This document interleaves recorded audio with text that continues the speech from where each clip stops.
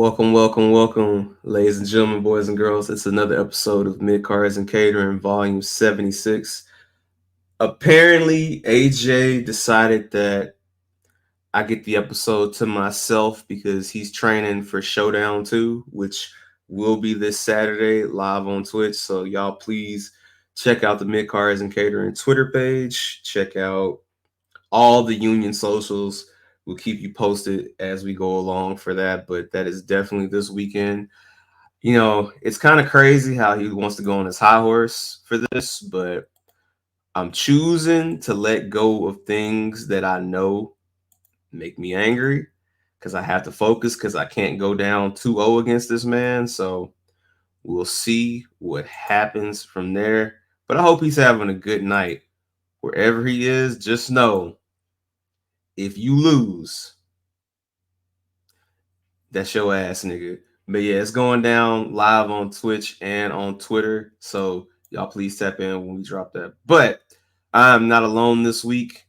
I am joined by one half of the illustrious Tokyo Ave, a wrestling connoisseur and just an overall great human being, my boy, Pat Pryor. What's up, Pat?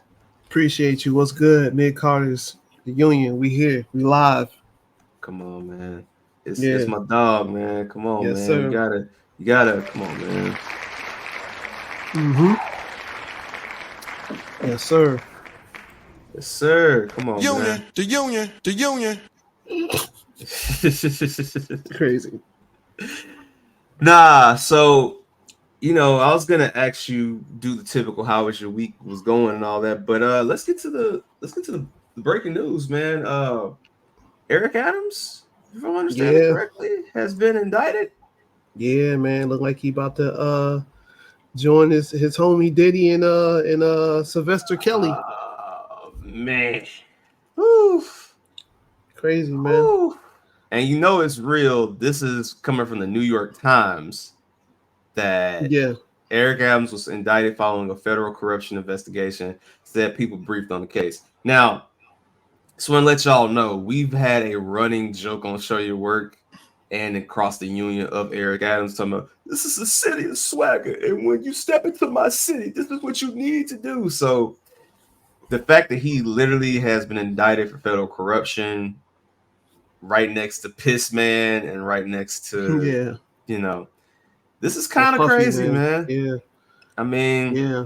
Salute to all my people from New York. I know this is like the Knicks winning the championship.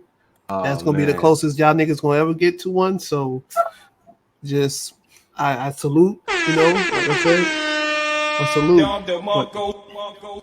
I salute, though. This is big. This is big. All my New York homies are happy right now. It's like when John Cena went out there and said, Bin Laden, we got him.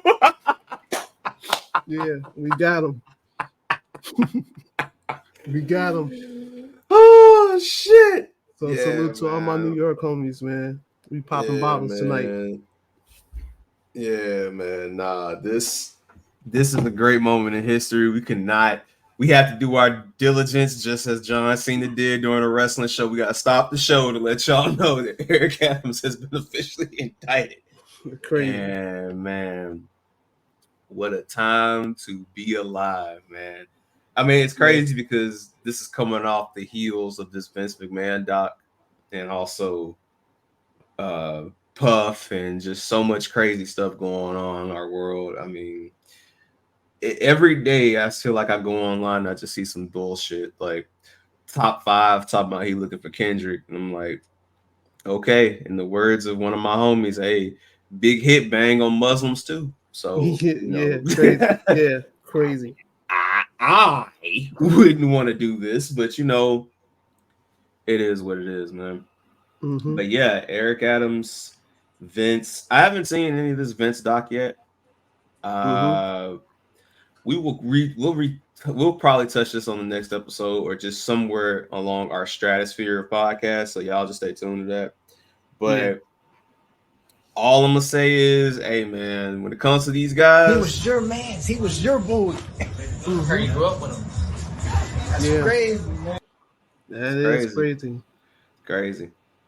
It's crazy. Also, breaking news, because I'm not watching awful elite wrestling, but MVP just showed up. So yeah, I was gonna wait to let's wait to the end of the night to I discuss got what you. happened there. Because before this episode started, I just watched Nigel McGuinness, who's called Brian Danielson everything but an F bomb the last couple of weeks, literally say thank you before he tapped out. Mm-hmm. I'm like, who the fuck is this for? But we'll talk about all that in a minute. But it's funny, Pat, because a lot of people know you for the music. They don't know how much of a wrestling connoisseur you are and how you were. Correct me if I'm wrong. You had your own wrestling podcast at one point. So I feel like I need to do the AJ thing. Yeah, yeah. Or it's the mid Carter's general rule. And that's just ask you, what got you into wrestling? What was your first thing that you remember as a kid that got you into wrestling? My grandmother was a huge wrestling head. Like she was like the ones that was going to the territories and to the shows and stuff like that. And that kind of got passed down to my pops. And my pops, he was the one that put me on and shit. You know, I'm looking at these dudes, you know, I'm young. These niggas look like comic book characters to me, you know, but like in real life form. So um the earliest shit I can remember was probably Mr. Perfect Brett SummerSlam 91. So yeah, that was the first time I actually, Wow. yeah, that was like one of the first matches in shit like that. And I've been hooked ever since. I don't think I've missed, you know, especially when it comes to WWE, I don't think I missed too much shit. Like everything else kind of falls in line, but yeah, I've been rocking with WWE since 91. Yeah, because that's crazy. Because I was gonna say, isn't that 92? But 92 is bulldogging Brett. Yeah, yeah, yeah. It's crazy how Brett really was for a moment, moment in time that he had like a lot of SummerSlam bangers. I had to go back and look and remember all of these, but I mean, we got the internet right here to pull this up. But wow, so you've been true to this from day one, really. Yeah, you know, a little something, something. You know, it was still cartoony when I got into it and shit. But like I said, I was a kid, so like, Somehow from your childhood, yeah, like yeah, yeah. I'm yeah. seeing, you know, niggas like racist Hogan and you know, sexist Mhm, Ultimate Warrior, and I'm thinking like, mhm. yo, these niggas is crazy. Like, you know, like that shit just looked crazy to me, but it was always cool to me. It's crazy how like you look at that card and you're like, bro, this card was some straight up bullshit. But you look and there's an 18-minute classic match between Bret Hart and Mr. Perfect with the coach. Yeah, not yeah, just yeah, not Jonathan Coachman for the younger people who listen to this, but the coach. So yeah, yeah. that's like No, I also definitely I didn't been to like you know living in Chicago. I didn't. Let me see. I was at SummerSlam '94. I was at WrestleMania 13 with Austin and Brett. mhm. I seen Jericho debut. I seen Owen Hart's very last match because there was a house show right before Over the Edge. They came to Chicago like on Oh the wow. 22nd of Okay. May. So like I done seen a lot of shit in Chicago, being in Chicago, like going to Allstate Arena and shit like that. So, but yeah, I've been rocking with WWE for a minute. Hey man, that was the thing. So I was gonna ask you, so because I feel like Chicago is like funny. It's the Midwest and it's like half and half because of course you got the WWF, but also Chicago was a huge ground for Jim Crockett World Championship Yeah, yeah, Wrestling yeah. too. So do you have any early memories of WCW or were you just strictly a I WWF was guy? strictly WWF. Only like I got hip to WCW maybe like 93, 94, right before Hulk Hogan went there.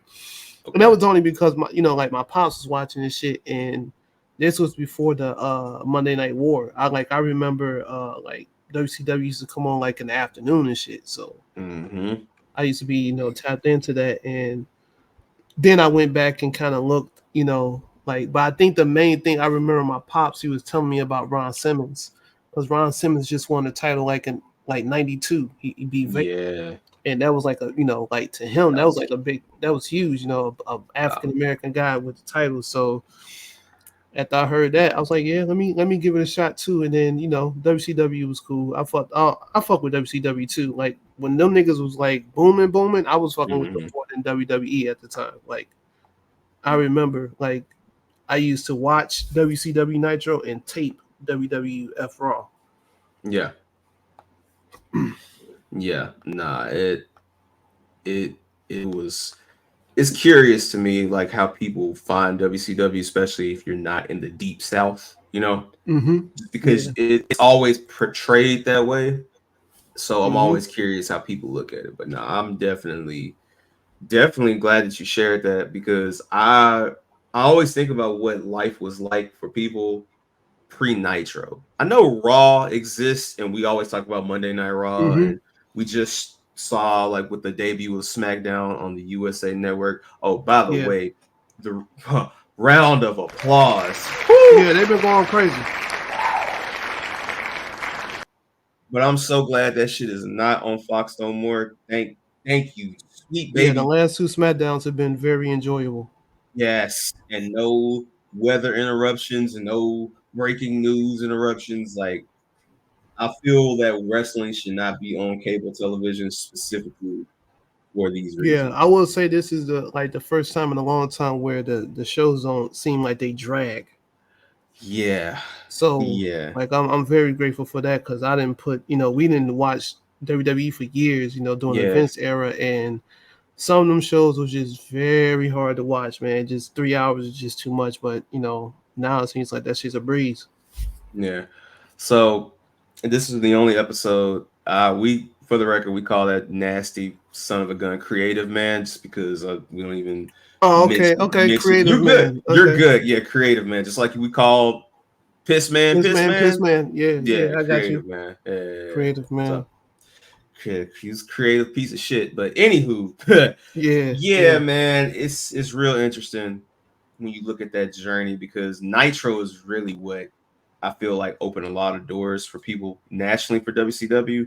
Mm-hmm. Granted, you had Steamboat, you had Flair, Vader, Sting, you had the guys, but I feel like this is what did it. Also, it's funny, you go back and look at that time period, it's a lot of Mm-hmm. guys that are WWF staples that That were wouldn't like mid carders and bums. Like Taker when he was the yeah, skyscrapers, like Paul. Nash, Yeah, Nash, yeah, yeah. When he was Oz, yeah. And then in there's Jimmy guys Vegas. too.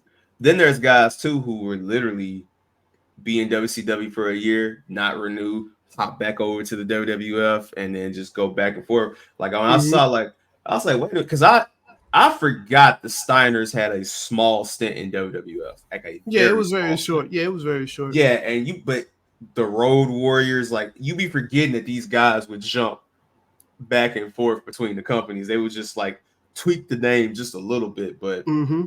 yeah, yeah, interesting times, man. So yeah, that comes from the VHS era, man. It's crazy. I was listening to Ethan Page. He did a great interview with CVV, and he Yeah, was yeah. talking about. Wonderful. Yeah, You heard it, okay? So he yeah, was yeah. talking about that VHS was following Rock in the day in the life of the Rock, Mm-hmm. and it's so funny. I cannot make this up. I have a cousin that stays in Colorado Springs. That's my mom's sister. So like we went out to visit them in that, like back in '01. This is like right before 9/11, I want to say, like the summer, like that summer, right?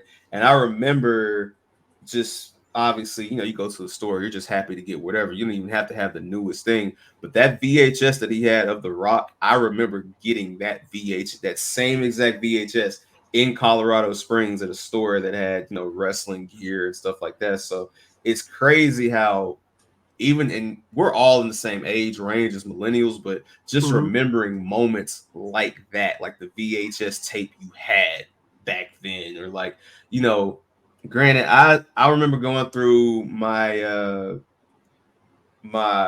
attic at my mom's house not too long ago, and I'm gonna bring this on camera. You guys can't see this because it's audio only this week, but Yeah. I got a Trunks Funko Pop, right? And I Hey, still yeah. have my Mysterious Youth VHS from Dragon Ball Z where Trunks shows up and just went crazy. So Wow. it's like, Yeah. damn, bro, like the kids today aren't gonna know about this because it's all streaming. So it's like Yeah. Yeah.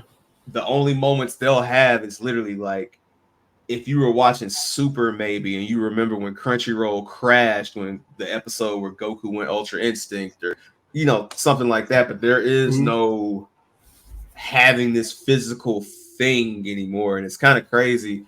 And I salute all my guys out there that do the collecting, digital and physical, because we got to hold on to what we can because there's going to come Yeah. a point in time where Yeah, I'm these on it. things might I'm not on it. You exist. you know you already know how I am with the video game shit. Oh yeah, So you yeah, yeah, I'm on a whole nother level. Hey, yeah. yeah, I ain't gonna say what you did, but you almost got that day you almost got kicked out the damn Discord because we Oh seen man. we were Oh like man. redacted. Oh nah, bro. Nah. Nah. What? I must have been playing some crazy shit. Nah. All I seen was I'll incriminate you, but all I seen was Nightcrawler's best friend. And I was like, Nick. Oh yeah. No, I'm on a whole nother level with it. Ooh, I'm man. probably up to like maybe 22, 23 terabytes. Bro, have you seen that video of the guy? He's in like and not being it's an Indian guy, and he's like, I've got like 29 TVs hooked Yeah, I up. seen it. Yeah, That I think you he got the posted record. that. Yeah. Yeah, he And got the record. I was like, Pat, hey, you gotta get hey, there you go, bro. No, man, Like, he me and him, I think we on the same level. I just ain't got all the TVs. I got all the systems digitally, but mm-hmm. and I got some hardware too. Like I got a lot of systems still, but yeah, man, like seeing like especially nowadays, like for example, like the game Concord that was just out on PlayStation, like Yeah. it was out for what 2 weeks and then it went offline. Mm-hmm. And it's like, damn, like imagine you getting into a game and then because the game, let's say people are not, buying, microtransactions and shit like that, they just snatch it down and you can never play that shit again. So I'm just preparing myself, man. That's all. Yeah, it's what you gotta do. But I mean, I'll tell you, every time I see something of that nature where I see somebody doing something similar to what my homies is doing. I'm kind of like when he was telling Dan, hey, you should go handle that. You should go handle Yeah. that. So every Yeah. time I'm on Twitter and I see somebody with a collectible and they taking a nice photography post or whatever, I'll be tapping AJ like, hey, shoot the toys. Hey, you should go handle Hey, that. facts. Yeah. You should go handle Yeah. that. But he's been taking some really good pictures. It's crazy No, his he been going journey. crazy. Yeah, he been going crazy. Yeah. He got some cool shit. Oh, yeah, he got some heat. Crazy about his heat, but won't buy a bookshelf. But we We'll say that for another day. I ain't got nothing to do with that, yeah. AJ. No, nah. Hey, nah. Oh. Fuck all that. Him. No, But man. anyway, nah, man. That's how the journey starts, though, man. Going from your granny telling you about, showing you this. It's funny. My mom she knows about wrestling and stuff like that, but she's not the biggest into it. But my grandmother, my great grandmother, my mom's great grandmother, who basically raised my. When I tell you, my mom would always tell me the stories about them watching wrestling and just that, not even like Jerry Lawler, but just the story. Like my grandmother hated Tojo Yamamoto with a passion. Yeah. These independent, Mid-South legends where back then, granted, they might not be on the national scale, but they're making all the money because they're booked every week. So Yeah. Og and all these guys, and it's crazy how far we've come. So man, shout out to Granny, man. Shout out to all the Granny. Yeah. Yes, sir. Yeah. But anywho, that was a great introduction, man. So Pat, before we get started, I just want to let everybody know Tokyo Ave Sound is the place to be. Mm-hmm. So please make sure you guys follow Tokyo Ave Sound everywhere. You have heard some Tokyo Ave Sound before on Mid Carters. There may be some more Tokyo Ave Sound things in the future, but Tokyo Mm-hmm. Ave Sound is where you want to go. You want to also follow Patrick.Pryor on Instagram and the Pat Pryor on Twitter, and also at Mr. Con Rizzle on all social platforms. Conrad Yes, been sir. cooking. Shout out to him. Yeah, he been going And crazy. we did a great interview almost 6 months ago now, but it's still out there on the internet, the web, No, we're DSPs. gonna I'm gonna no, show we're you where gonna it's we're gonna at. we're gonna bump that. We're gonna bump it and make sure that people get to hear that again. Yeah, So man. Yeah, it was a great time. I appreciate it. It's funny. I have the next installment of that series that I did is dropping mm-hmm. on the first. So That yeah, it's I'll gonna be be an tuning. inch. Yeah, I bet you will, and it's gonna be an interesting day when that one drops. So shout out to that, and shout out to I got you. everybody who sees the clips and gives us great feedback. We appreciate y'all. I was out over the weekend. If y'all in Discord, y'all know what I get to. y'all Yeah, know y'all know what type of time I'm on. But I had a couple people come up to me, said they appreciate the clips. They liked the clip where I was talking about the sugar daddy candy, where like how the clip where I said when I bit into it, it took like two of my teeth out. Like, yeah. yeah, yeah, people love that kind of stuff. But we've been here for a little bit, but it's my Mm-hmm. favorite part of the show. And let AJ, who green ass nigga ain't here, but let him take it away, ladies and gentlemen. Let's go. Mid Carters and Catering Patreon is live and direct with exclusive access to the Union Discord and loads of extra content like Radio MIC, Luchador Mount Rushmore, and Icon. Beginning only at $3. Subscribe today. I'm afraid I've got some bad news. I knew it. I love when he does that. I do too, man. I miss Bad News Barrett so much. I think he's coming back. I think he's gonna do a match. He been teasing, and it's really it. If I had to guess right now today, I think it's gonna be him and Drew, because if you pay attention, Mm-hmm. Drew's gonna have to do something after this Punk feud, and I could see him on some like, hey, I remember when I was going through it and you was trying to stop me from fighting him. Like, why would you do this and all that? So I could definitely Yeah, see yeah. something of that nature. I can Also, also see a Nick Aldis, man. Look, man, Survivor Series coming up, man. It's right well, there. it's funny because Adam Pearce has been teasing that too a lot lately. He's been Yeah. teasing getting back in there. I mean, it's funny when you think about the two longest reigning NWA champions of the last decade and a half, really 3 decades, really. Mm-hmm. Well, I'm not gonna say three, but mainly like since the 2000s. Those are the two guys. So it'd be so funny to see them in a Survivor Series matchup. But we're Survivor Series is kind of weird this year because we know it's War Games, but we're gonna get into why Survivor Series is weird in just a second. But let's get to the Mm-hmm. news and rumors.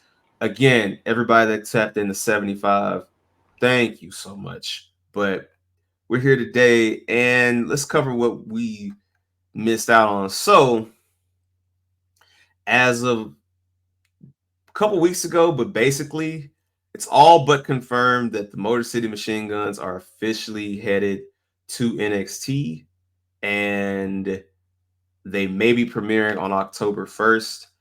And also, in that same vein, we have heard some things about the Lucha Bros. But before we get to the Lucha Bros, what are your thoughts and ideas on the Motor City Machine Guns? Salute to them, man. You know, it's about time, man. I've been rocking with them early TNA. You know what I'm saying? So I don't know how old they are. But nowadays that shit don't even matter no more. Niggas can be 57. If you can wrestle and do crazy shit, then I'm with it. But I think, like I said, that will also do well for NXT. The younger guys down there. There's not too many prominent tag teams down there. You know, it's basically like a lot of new guys just coming together and, you know, clicking up and becoming teams down there. So it's gonna be dope to see some established people down there that could actually help and shit. Unlike niggas like the Good Brothers.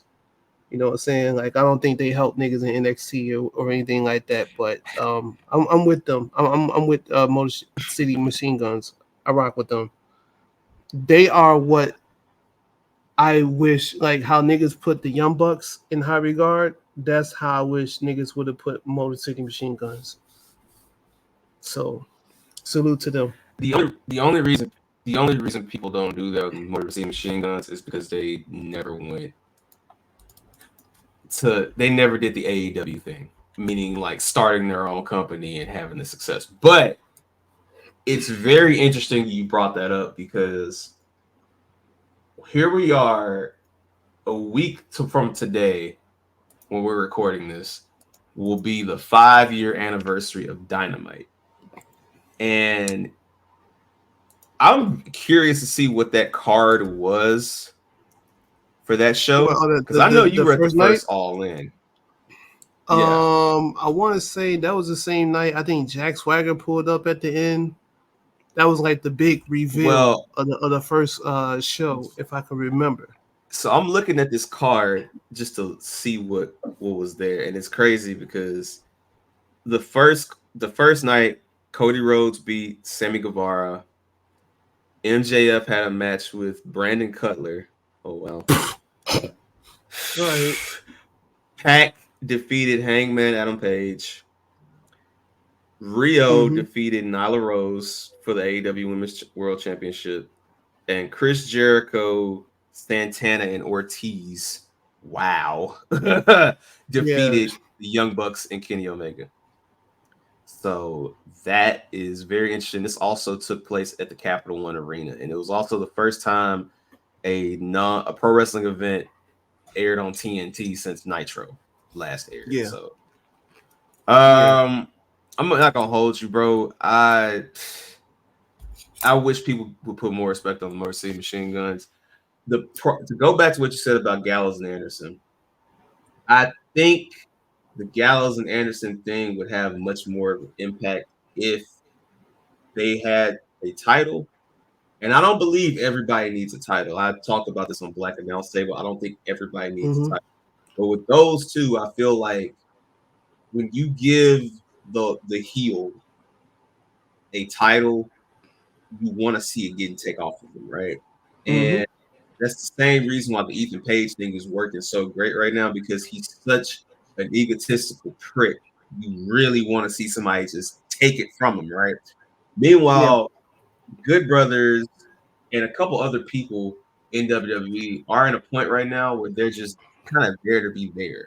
They don't have niggas just coasting. Coasting. And I do think that a signing like Motor City Machine Guns, and we'll talk about the Lucha Bros, I do think that kind of pushes that button where it's like, okay, we got to really make these tag matches mean and look like something, because we're about to start seeing a lot of matches that we haven't seen before when these guys come on the scene. So it's a very, very, very, very big thing. And going into the Lucha Bros, the interesting thing about them, first it was reported that, hey, they signed to WWE, they won't be on NXT, it's all done, right? And they will be on the main roster. Then, literally within 48 hours, Mike Johnson, a PW Insider, who's a pretty good source, he came out and said, hey, nah. Hey, they're still on an AEW contract. Well, correction, Ray Phoenix is still on the AEW contract, and he hasn't signed. So that is a very key thing to note in this whole matter, because obviously you're not going to debut one without the other.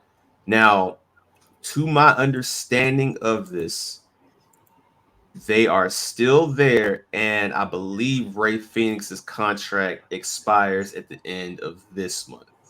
Meaning, they literally would have to do what CM Punk had to do, which was sign the day of, and go in. I Now, can see it happening. Now, if you ask me personally, I think the contract was ready. I think the merch has been made. I Oh, think for the sure. vignette, I think everything is done. I just think they have to put pen to paper so they can legally release these things. But Yeah. the Lucha Bros coming to WWE would be huge. But let's ask the question: are they better going to the main roster, or are they better in NXT? No, put them niggas on the main roster. There's nothing for them to prove in NXT. There's like I said, who they gonna be fighting? Exum and Nathan Frazier. You know what I'm saying? Like that. Really, that's it, man. I want to see them go against the Gorillas of Destiny, Street Profits. There's so many people that them guys can go against. The only thing I ask, don't put them niggas in the LWO. That's all I'm asking. Don't just put all the Mexican motherfuckers together and just be like, here, like keep them separate.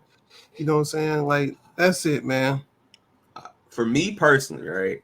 I think SmackDown is the best destination. Yeah, for sure. Just the best overall destination. And I think it's the best destination because you can see a variety of matchups on SmackDown. And it keeps them away officially from the LWO. So that's the most important thing. But the key thing about the Lucha Bros that's always been consistent about them, no matter where they've gone, whether it's been, Japan, the Indies, Lucha Underground, AEW, TNA, while they are positioned and promoted as a tag team, they are also promoted as single stars themselves. And right now, if you're trying to build how strong Pentagon is or how strong Rey Fenix is, I think NXT is a better place for that because you have more opportunity and more guys to work with where they'll get more time. Because let's be honest, if you look at the SmackDown roster or even the Raw roster, it's heating up in that mid card, dog. And I don't want them to get lost in the shuffle along the way. Now, but that's why SmackDown's getting 3 hours.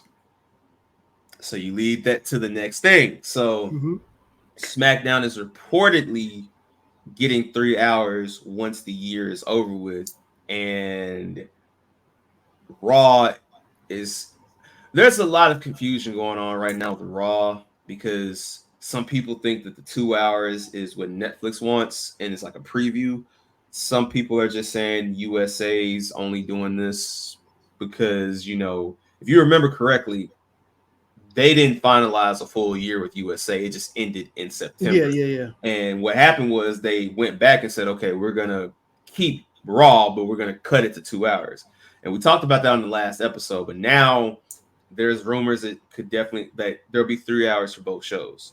Now, if SmackDown goes to 3 hours, it's perfect because now everybody on that SmackDown roster gets a big chance.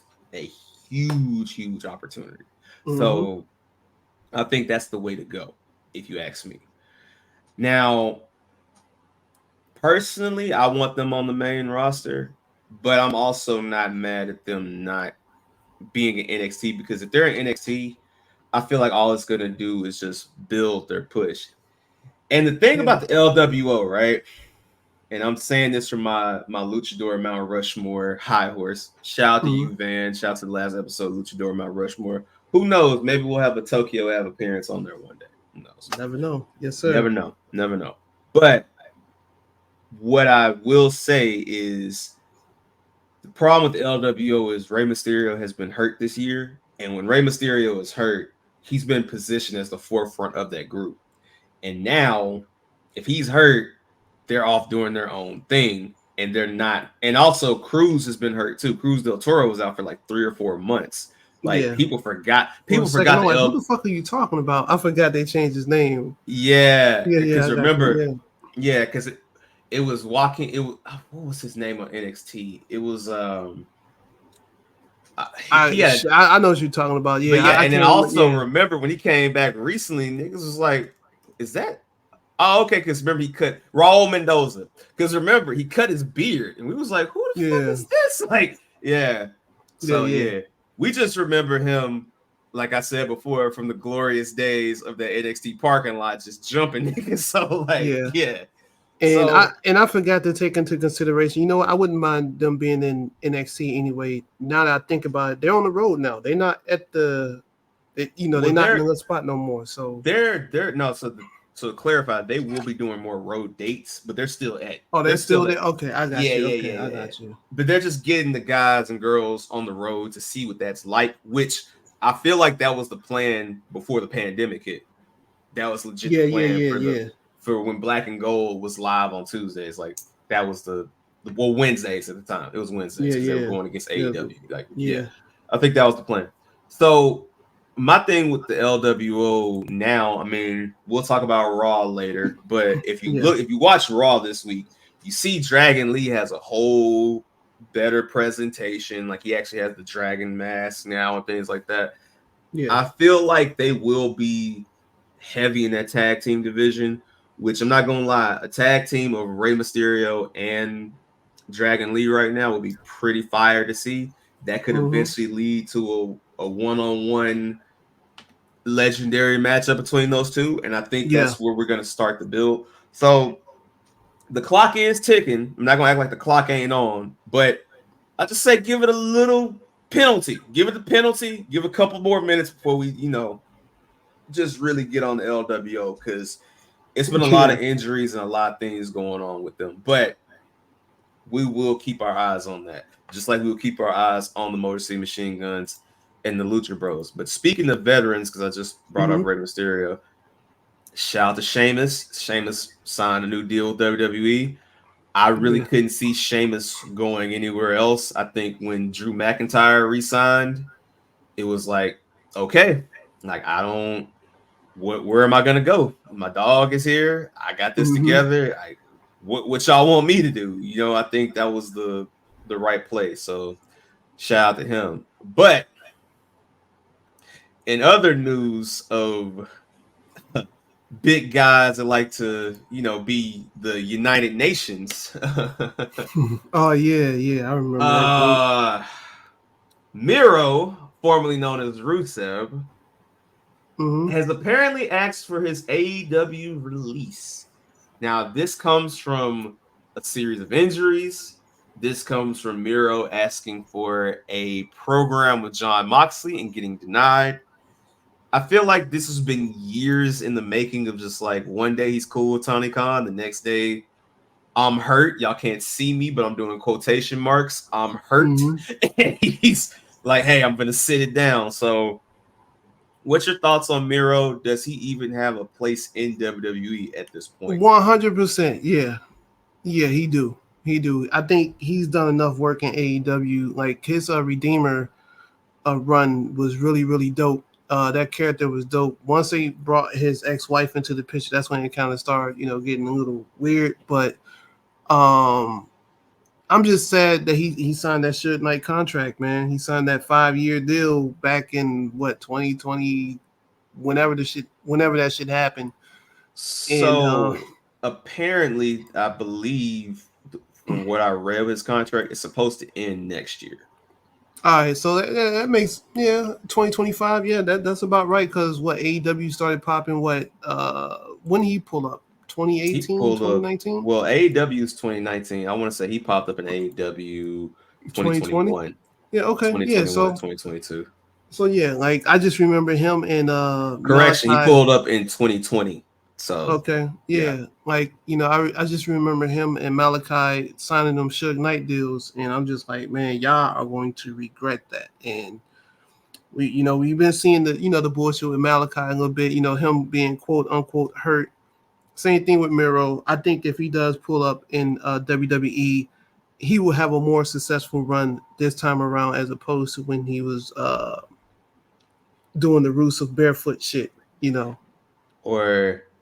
So do you want to see Rusev Day? They can still do Rusev Day, but like I said, he don't, first of all, he ain't gotta worry about his, his ex-wife being there, and he ain't gotta be in no angles with niggas piping his wife. I mean, okay. Let me be fair. Like, but that might have been a creator thing. that was a creative. That is Yeah, a the 100%. the creator. Yeah, The creator the man. creator. You don't say his name around here. He's just the creator. You know what happened to the whole security guard? Yeah, Yeah. nah. That's definitely a creator ass storyline. Like, oh, Yeah. she's hot. Yeah, I pipe her too. Like, Yeah.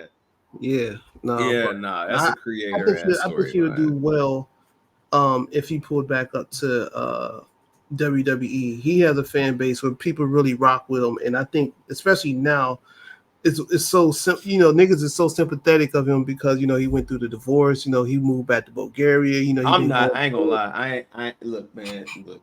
I'm gonna He keep it said, tall. I'm gonna cut. This is the first time I've ever cut a guest off like this. I'm "Oh not. man, I ain't gonna hold you. I'm gonna tell you why.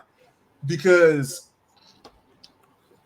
you remember that video or that it was a tweet. Sorry, remember that tweet some years ago where Zebo infamously said I married a hoe. Like he was like yeah, I mad married about up. that. Yeah, Okay. yeah, So, hey man, respectfully, bro.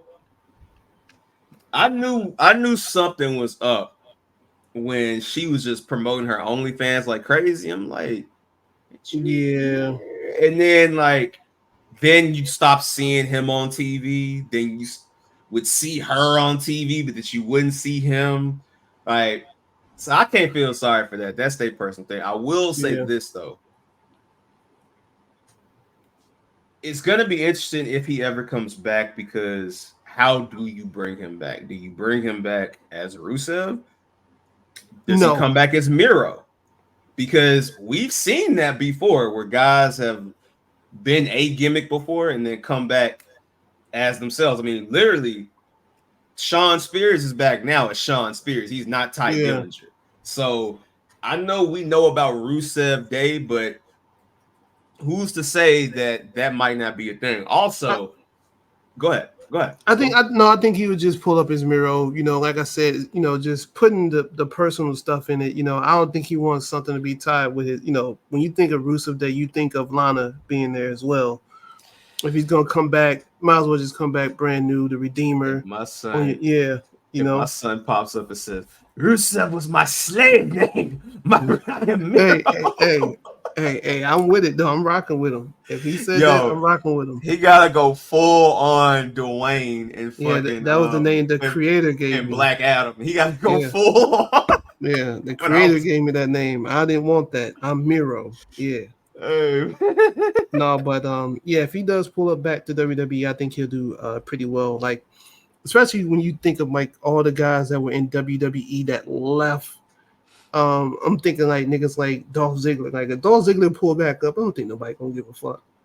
But someone like Miro, I think they'll rock with him. Yeah, I mean, when Dolph Ziggler pulls back up, he ain't gonna be Nick Nemeth. He's gonna be Dolph Ziggler. Yeah. I think if Cardona ever pulls back up, he'll be Matt Cardona too. No, he's Matt Cardona. Yeah, he's not being no Zack Ryder. Yeah, but I ain't gonna lie. If Miro pop up and it's as Miro and he hit the I was a slave until I died, then I was reborn a god. I kneel before no one. I'm gonna be in tears, nigga. Like, that's gonna be one of them ones. So we will see. Also, I don't think it's a terrible idea if he goes somewhere like TNA, simply because I feel like there he can also still be just Miro doing the damn thing. So we'll see. It's a very interesting time because we got a stacked roster on WWE right now. There's always going to be but it's also a lot of dead weight on them rosters too. There's a couple motherfuckers that if they was on TV, we wouldn't care if they was on TV. Like if they just took a certain niggas like Authors of Pain, nobody gives a fuck about the fucking Authors of Pain, bro. I love how everybody is like, yo, cut Karrion Kross, cut the Authors of Pain, like send them niggas back. No, you know what's crazy? I fuck with Karrion Kross. I actually like him. Me too. I like him. It's just the Authors of Pain. I don't know, man. Like I think the issue, honestly, bro, all of them niggas should be in NXT, bro. Real shit. Like I think that they should be in NXT rehabbing their character. I feel like they debuted on the main roster, which is fine because Authors of Pain were champions, but it's like I'm also with you in the sense of like, man, either cut them niggas or send them niggas on excursion or something, man. But I am liking how they gotta go to New WWE Japan or something. Yeah, WWE is Japan. yeah. Send them niggas to Pro Wrestling Noah, bro. Let them come back as monsters. But yeah, no. But if you notice, you starting to see more of just Karrion Kross and less of his groupies, basically. So we'll see what they do with that. But speaking of sites and places to see, and how old we are, for the first time in a long time, Saturday Night Main Event is officially coming back. Now, last episode it was rumored, but now it's official. They're going to be in Long Island, where it all originated at the Nassau Veteran Memorial Coliseum. Tickets have basically sold out as this recording, so shout out to them. This will be the Saturday PLE. Well, it's going to be not PLE. It's going to be on NBC and Peacock, so you can watch it on TV or you can watch it on Peacock, however you want to do it. But this is going to be interesting, man. We've gone the last couple of years with no PLE in December for the main roster, so having Saturday Night Main Event is going to be very interesting. And on the poster, which tells a lot, it's Cody Rhodes, but it's also Roman Reigns, Bianca Belair, Liv Morgan, and Seth, Chicago Bears fan Rollins. So very interesting to keep up with. Speaking of NXT and speaking of the bloodline, my dog, Big Oos Hikuleo, apparently has been reportedly added to the NXT roster. Oh no, that's Tall Oos. That's Tall Oos. Big Oos is Rikishi. And Rikishi need to shut the fuck up sometime. I got bars for Rikishi. Don't you worry. Don't you worry. But nah, Hikuleo has been added to NXT. Shout out to my boy Donnie Lucci, because I told him in private a while ago, and I'm glad that everybody's starting to see. Not every member of the bloodline is going to be on the main roster, dog. And Hikuleo coming from Japan, yeah, it makes sense that he's in NXT, because let's be honest, right? When Tama Tonga first showed up, we were all in awe, like, this shit is really happening, bruh. Then a couple weeks later, when Tonga Loa shows up, it's like, this shit is really happening. And then, the picture that Jacob Fatu referenced when he signed with WWE, which was his dad and Haku. Haku is the dad of who? Tama Tonga and Tonga Loa. Put them together. Now, Tonga Loa is his blood son. Tama Tonga and Hikuleo are the adopted brothers. So, but still, he's still the dad regardless. He raised them kids. He's a stepdad that stepped up. And who gonna fight him? Because I know I ain't. So, right. Point being made is we've already got enough going on with the bloodline as is. Adding Hikuleo on the main roster literally is just not going to do anything, because Jacob Fatu has already in 3 months been one of the most interesting people in the wrestling industry. Forget WWE, just the industry as a whole. So why would you add Hikuleo in there just to be extra muscle? Nah, like let him work out, because here's the thing. Before we're going to talk about a lot of guys later on, but look at the landscape of big men in WWE. Braun Breaker's not a big man technically, but like he's a hoss. He's going crazy. Oh yeah. Again, Braun Strowman, crazy. My guy Bronson Reed, yeah, he been going crazy too. Yeah. Oba Femi, crazy. So you put Hikuleo down there? Come on, son. Like, and obviously we see NXT and WWE guys going back and forth now, so it's nothing for the bloodline to pull up, or somebody to pull up in a vignette and just give Hikuleo some advice. I mean, that's something I'm really interested to see. So keep your eyes out on that. But I'm glad they did not just shoot him up to the main roster, because as long as they don't do him like they did my boy Omos, man, then we good. Man, hey man. You said I ain't rocking with Omas. Hey bro. Just, hey. Put the fries in the bag. I ain't gonna tell him to put the fries in the bag because he ain't cooked. But at the same time, man, it's big dudes doing athletic shit and not just tall and Nigerian, bro. So it's fucked up. They got the one with the fake accent as a North American champion, but yeah, that's crazy. At the same time, brother, yeah, they got that nigga sounding like he came straight out the bush, and that's crazy. Hey man, niggas gotta figure it out, bro. Hey, so niggas gotta figure it out, bro.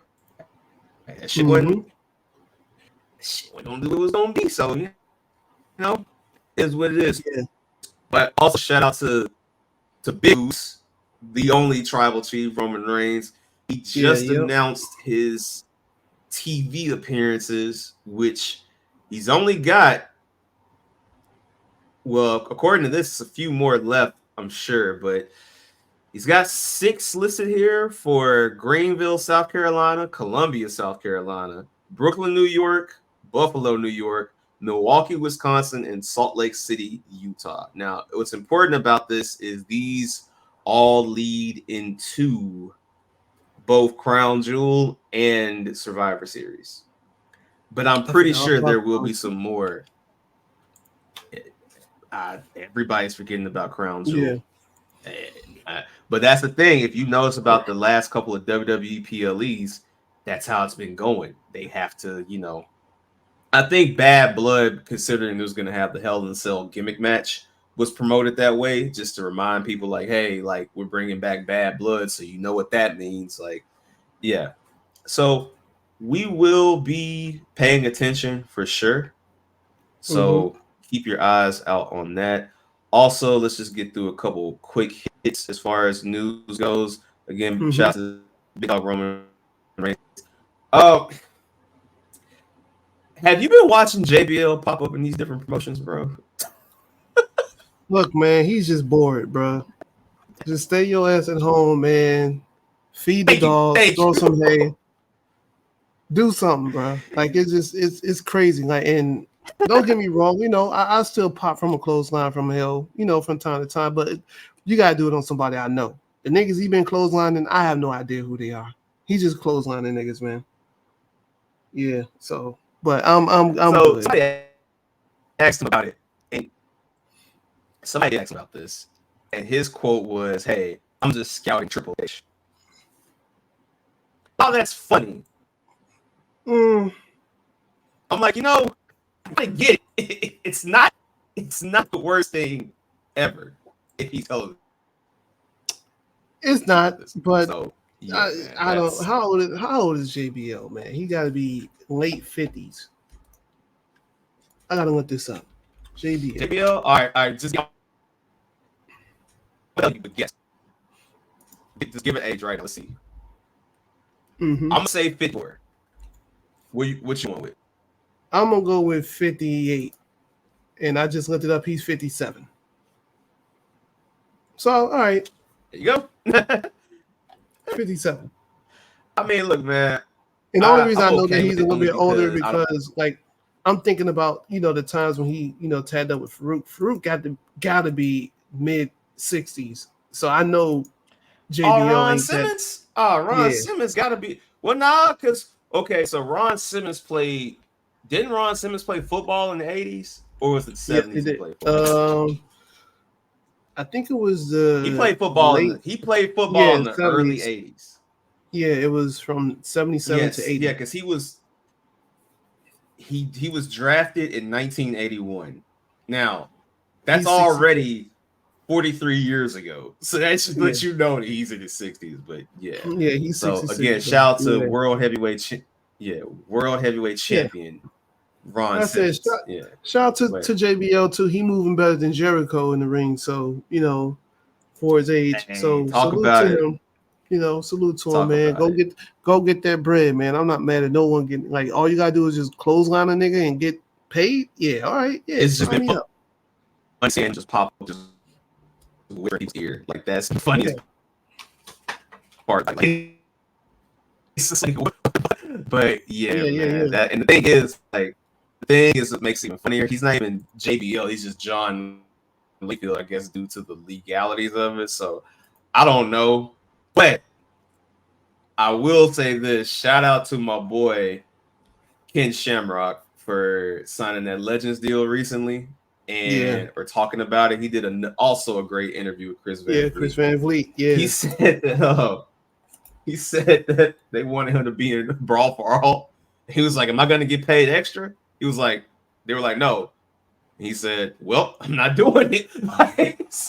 I can't do nothing but respect that, because I mean, being an MMA legend and just doing that, I mean, he would have killed them guys, man. Like, I don't know. Imagine? I don't know, man. And look, man, it would have been. I think it would have been worse if he would have entered it and got knocked out by, let's say, a nigga like fucking Godfather. You can't go back to MMA after that.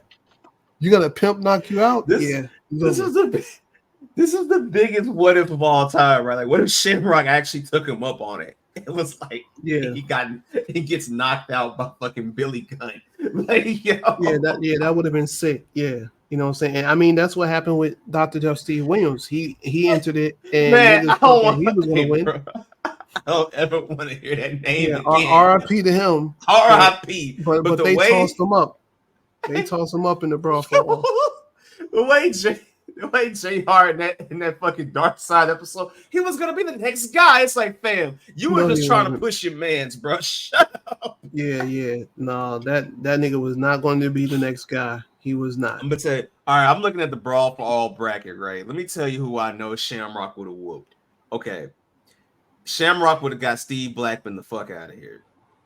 Shamrock would have got Mark Miro the fuck out of here. He would have got Bradshaw the fuck out of here. Brackus the fuck out of here. Savio Vega. He would. Yeah, he would. Yeah. Savio. Now Savio. Beans and rice. Savio's took yo. Nah, man. He would have fucked them up. He would have fucked them up, man. Savio Vega is 5'10", 240. He would have fucked them up. Yo. You know what? I'm just hating. My bad. I'm hating. You don't know the backstory. So no, Savio Vega tough, bro. But you said he put to leave him in Mofongo. Got me crying. No, there's a backstory to that. So when I was young, matter of fact, when I was telling you when I saw Owen Hart's last match, it's a house show. And that same night, like I got Stone Cold's autograph, I got Mark Henry's autograph, and where I was sitting at was where the boys would come out and I guess would watch the matches. Okay. So I seen Savio Vega, and I was trying to get his attention. Mind you, this is 99, so I don't know, 14, 13 or whatever. So I'm excited, you know, like, yo, it's Savio Vega. I'm calling his name. I'm asking him. Matter of fact, I had my it just dropped WWF Warzone for PlayStation 1. I had to so that's like So I brought that to get signed, and I asked him to sign it, and he looked at me and he gave me the middle finger, and he walked back into the back, and I never forgot that. So if I ever see Savio Vega, it's smoke. I'm thinking to myself, like, bro, why would you do that to a kid? But he probably just did that shit out of boredom. You know what I'm saying? Also, he was probably a heel, so he had to. But but it's like, damn. But I'm with you. I'm with you. But it's smoke. Still. It's smoke. Anytime I see that nigga, if I ever run into Savio Vega, hey Nelson, that's our job, bro. We gotta hit up the IWA. We gotta get Pat Pryor versus Savio Vega. Bare knuckles fighting. The 3 stages of Coquito match. Yeah, 3 stages of Coquito for real. Facts.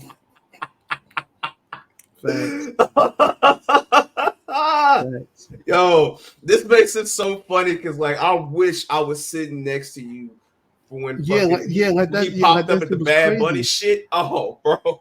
Oh no, yeah, I was heated. I was steaming that night. I'm like, man, I can't believe y'all got this nigga on TV in 2023. Y'all tripping. Pat was like, nah, beat his ass, Damien, beat his ass. Exactly. That's exactly what I was screaming. I was screaming it in English and Spanish. The funny thing is, like, bro, I can't even think of any wrestlers that I personally met that I have smoked with, other than just knowing like Jerry Lawler's a dickhead. Like, I don't have, and a racist too, but like, I Oh no, don't.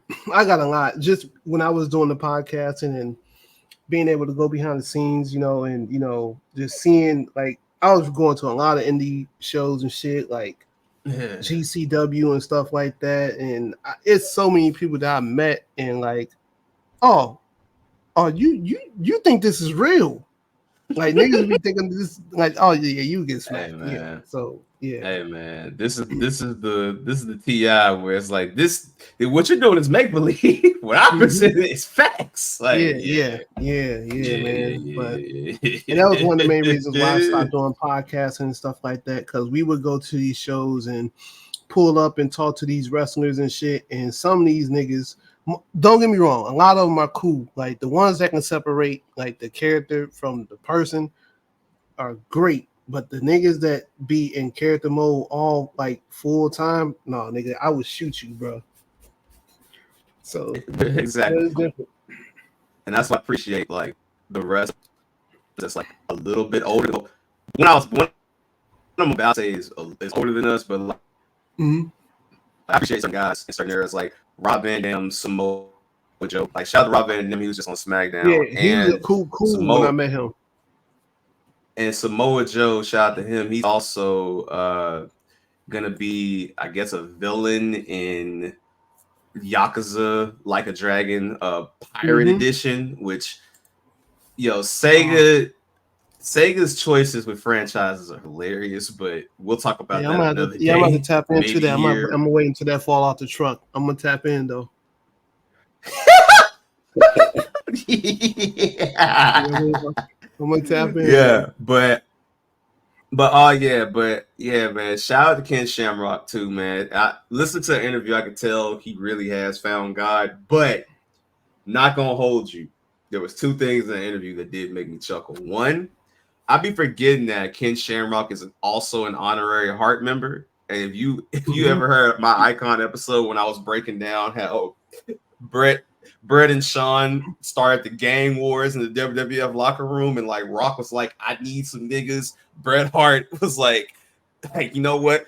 Go get Pillman. He's a part of the family. Like, imagine if Shamrock would have actually been able to stick around, like, and Bret was there. Oh man, Shamrock with the hearts, bruh. Yeah, that would have been crazy. Unfuckwittable, dog. But yeah.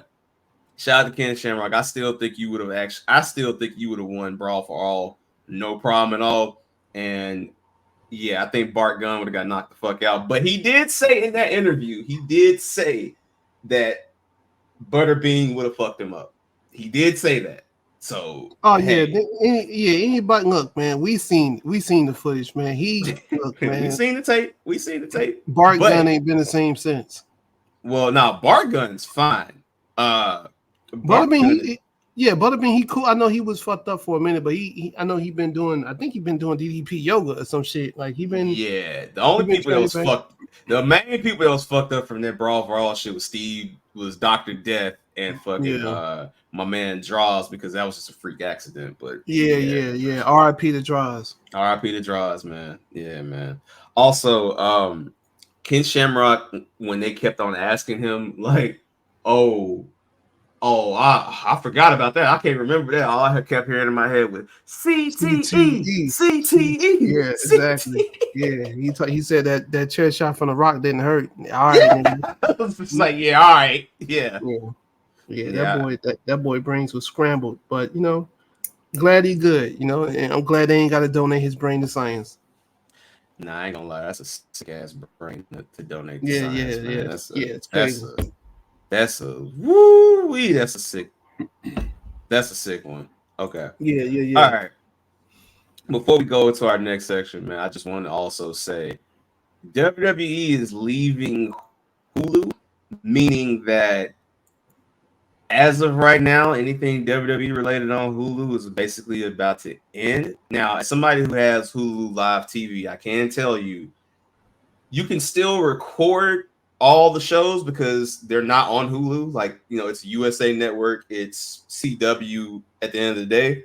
But like other content that was on Hulu was leaving. I mean, of course, the Bianca Belair show is gonna still be there because that's a Hulu product. They're never taking that down. But Yeah. it's interesting because this Netflix move is all, and these CW moves are already taking place. There's also been reports that the CW is going to cause for NXT Level Up to end, and they'll be having their own content there, which is funny because if you go on the CW app right now, our boy Billy Corrigan, he's fucked up because NWA Power is leaving the CW Yeah. app. So, them niggas about to be on Tubi. hey man, better get Crazy. it in. Plex TV. I don't fuck with NWA anyway, so. Oh no. No, they give off a real white power vibe. MAGA. Yeah.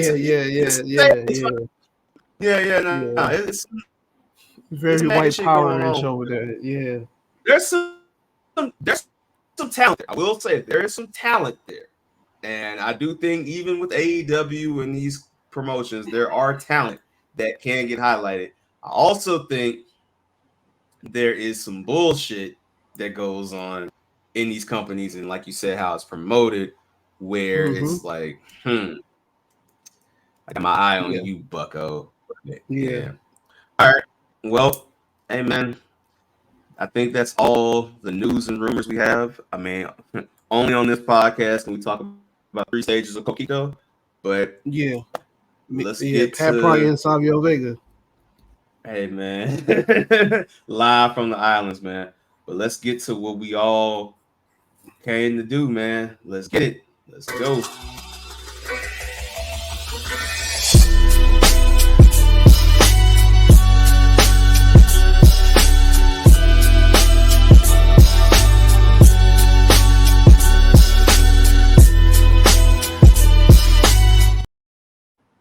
All right, so for those hearing that, y'all know it's This Week in Wrestling. This Week in Wrestling. All right. It's been quite the week in wrestling. Let's just start off with that. So let's start with WWE SmackDown from this past week, and we'll work our way up. First and foremost, LA Knight and Andrade. Banger. No, they've been going crazy. Banger. Yeah. Andrade, he's been going crazy, man. Start to show off this match, and they put on a classic. It was a weird ending, though. I'm not gonna lie. That was kind of weird at the end because you could tell LA Knight, I guess he was supposed to get on them ropes, couldn't get bouncy enough. It looked very AEW-ish. Yeah. And then at the end, there was this like weird thing where like he was trying to give him a fist bump, and like kind of looks like when you try to dap up white people, they're just like, doing all the hand shit. Looks like Trunks before he killed Frieza, just doing all of that. Like, So that happened. And then backstage, we have our boy Carmelo Hayes with an iconic meme that will be used until the end of time. And, put the fries in the bag, bro. So I said, okay, this is what we doing. This is how we coming. So, yeah, man. Next week, because of this, we will be getting Andrade versus LA. Not Andrade versus LA Knight. Andrade versus Carmelo Hayes, part 6. So, are you excited for this matchup? Hell yeah. This is this is Booker T versus Redacted all over again. Thank you. Yeah. Yeah. Yeah, honestly, we don't Okay, not even being funny and not trying to act like Redacted wasn't who he was, but this might be better. I ain't gonna lie, it might be better. No, it is. Yeah, because I feel like this is the moment where they're really making Carmelo Hayes into a star. Like really, really making him into a star. So very interesting how this will all unfold and unwind. So yeah. All right. Next up on the show, we have a showdown between Roman Reigns and Cody Rhodes. All right. I don't know what USA has been doing, who they've been paying, what's been going on, but that presentation of Top that notch. vignette, Top notch. my boy, They set the standard. That's how shit should be going it's from here on out. it's no surprise in my book, and I think in your book that Paul Heyman was all over that segment. Oh yeah. Cody reminding Roman that, hey, you lost. Stop. Why you bringing up old shit? Hey, get to the back of the line. It's my time. All that there. That's crazy.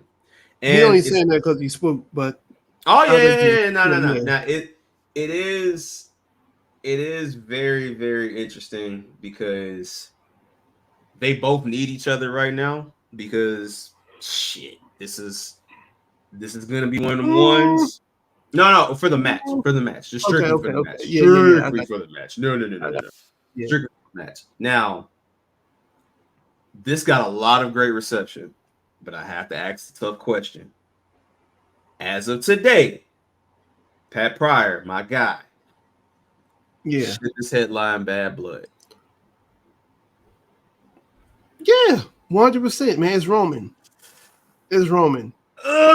What? All right, then what else we got on the card? Because I don't even know what's the final card of.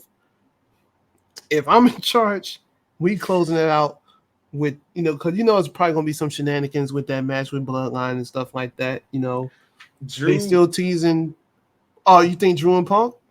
Drew and Punk got a strong case, dog. I ain't gonna lie. Here's why it's tough for me because If that's the case, then you open it with Roman. Open it with Roman and Cody, and then close it with that. Here's the thing, right? Here's my thing. I was all for Drew and Seth. And that's Drew and Seth. Drew and CM Punk, right? That was the whole I was down for it. It's Bad Blood. And I'm still down for it, right? But that video and the announcement that Cody is going to have the Arkansas Pine Bluff Band coming out and playing the song. Oh yeah, I forgot about that. Yeah. Yeah, that's gonna hit different. That's gonna hit different. I'm so conflicted, bro. I'm really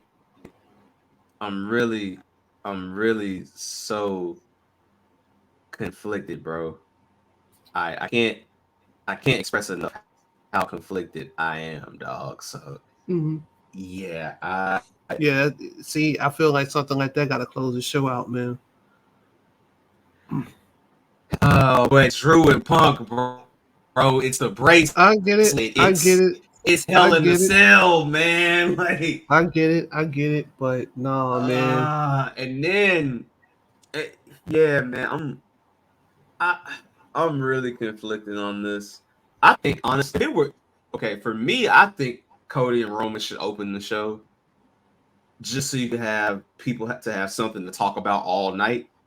But I don't know, man. We're gonna see. The only thing that's really holding this up too, that would have made this even crazier, is that I know we checked it. Metro Boom in the future are gonna be like in Australia or something that day. Because if Future would have came out with Cody, yeah, bro, just main event, bro. But still, it's enough there. It's enough there. Nick Khan, if you pull off weekend performing at Mania Vegas, you are gonna be.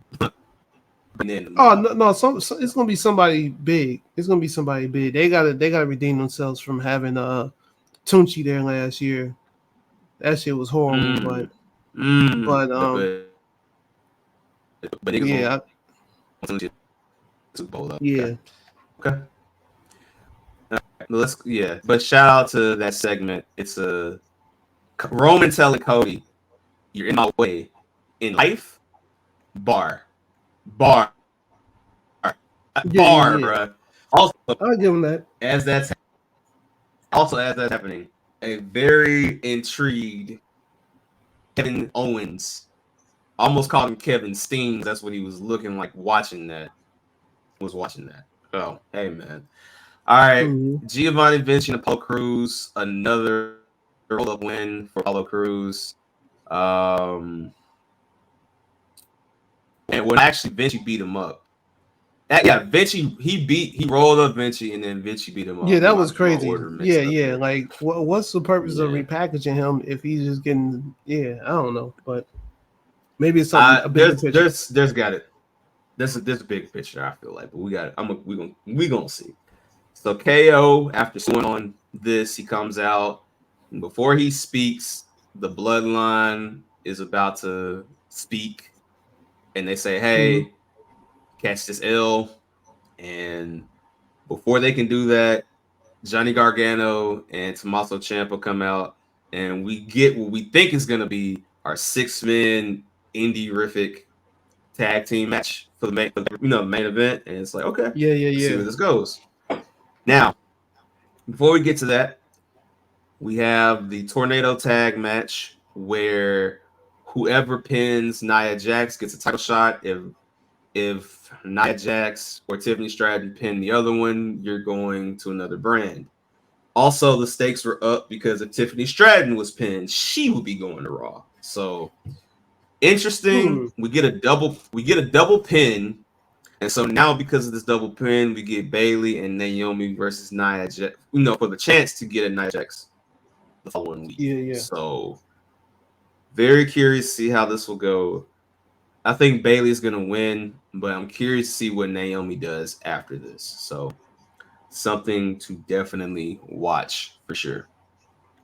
Then we get to the main event where Jacob Fatu, Tama Tonga, and Tonga Loa beat the living shit out of DIY before the match.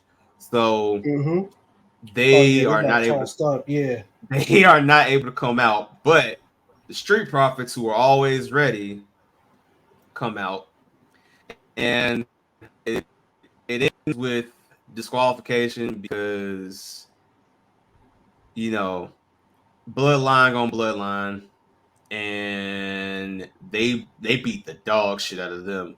And of course, our American savior, our president Cody Rhodes, comes out, and KO was teasing that Seth Rollins-esque chair shot turn. Yeah. And it's gonna happen at some point. Hey, man. I've always said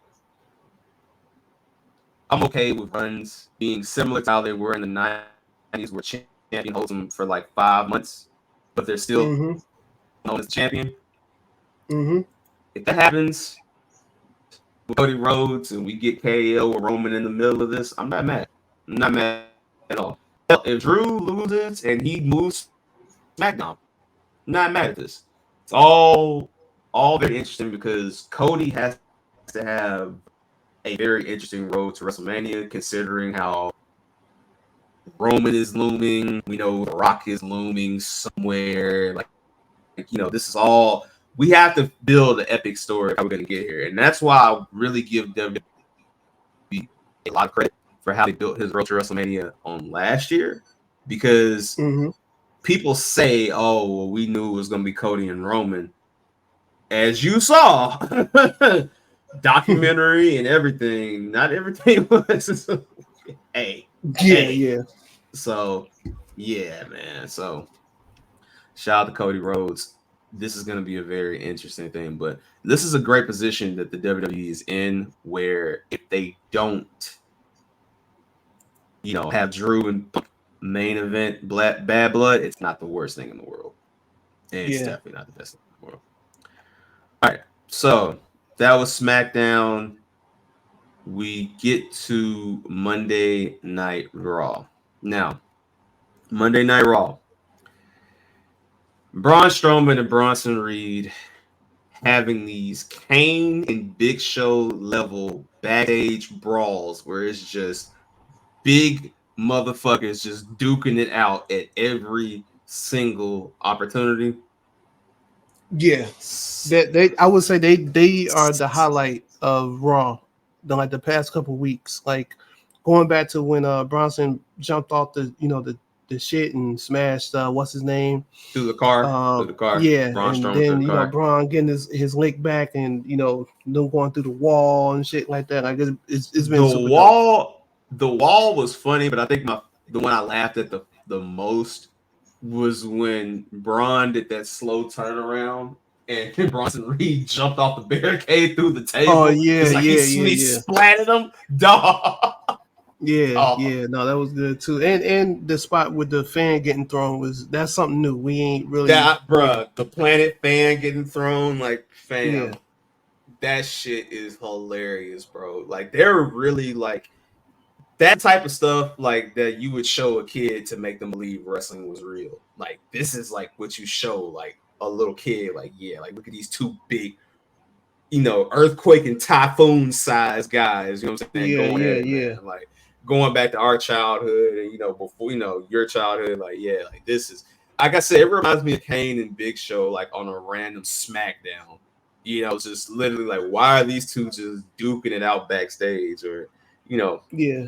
Biker era Taker was big on this too, just randomly whooping somebody's ass backstage. So yeah, that's how we open the night for Raw. And then we get the in-ring segment with Liv Morgan and Rhea Ripley. And Rhea Ripley lets her know, like, hey, you've been doing a lot of talking, but I got two things to remind you of. One, I'm cleared. And two, since Dominic, you like to be sneaky, if Bad Blood didn't already have enough stipulations, hey, Dominic, you will be hanging from a cage, a shark cage above the ring. I'm not looking forward to this match. I'm not. Really? I do like what they done with Dom and Liv. I think Dom is the only motherfucker in history to turn heel after being a heel already. Like, while being a heel, like niggas just hate him. Like, they hate him so much now. Like, first of all, he's gonna be he's a future Hall of Famer, by the way. Off rip. But Dom, yeah, Dom is also the only man in history to be able to get off a side chick, a wife, and an on-screen girlfriend all at the same time. Yeah, that's true. Yeah, he's living the good life. He is living the good life. Salute. Yeah, but he's beating his dad. Like, you wish you could beat your dad at basketball. He's literally beating his dad in wrestling in the ring. Like, yeah. Got Liv Morgan calling him Poppy. Must be nice, bro. But I need for this shit to hurry up, finish. Let's do some new shit. I want to see, obviously I want to see Rhea get the title again and stuff like that. Because I think outside of, the usual, Bianca and stuff like that, like, that's who I want the title on. Not to take nothing away from Liv, because Liv is really dope, but I think she's done what she can. With the time given to her this time around, I think she's done enough. Like, it's okay. Rhea's just over, man. She's over. I'm with you. I guess the biggest question for them is what's next, because their women's division has literally been just tag team matches and randomness because Becky Lynch is off. I'm pretty sure she's gonna pull back up soon. Charlotte Flair still lurking. Well, Charlotte Flair is on SmackDown. Oh yeah, that's right. Yeah. So, and now, there's not to say there couldn't be a NXT call up in between this. Roxanne Perez could be called up. Who knows? We'll talk about NXT later, but my main thing is, as long as you're able to give us an equivalent level of story without it having to be Liv Morgan or Becky Lynch, that's what matters. Because at the end of the day, you have to elevate that roster. And I think he's been doing a great job, because despite some of the bigger talent being in those matches, I mean, Rhea Ripley and Io Sky is a banger. Rhea Ripley and Lyra Valkyria is a banger. Even Kairi Sane, it's still the style matchup, the heavy versus the, acrobatic high flyer. It's still great that, we get the chance to see this. So I'm just curious to see where they go, because I think if we don't get Rhea and Liv maintains, Liv can probably have some great matches as well with the roster. Rhea also could be preparing for something else, but I think Rhea Ripley does. I think Rhea Ripley wins that, so we'll see. Yeah, we'll see. Also, going through the card, Sami Zayn beats Ludwig Kaiser in a hell of a fucking match. Like, bro, Yeah, that was a good match. Yeah, that was a fire match. They went nuclear. Gunther is the greatest heel in wrestling today because he literally went out there and said, in the trunks,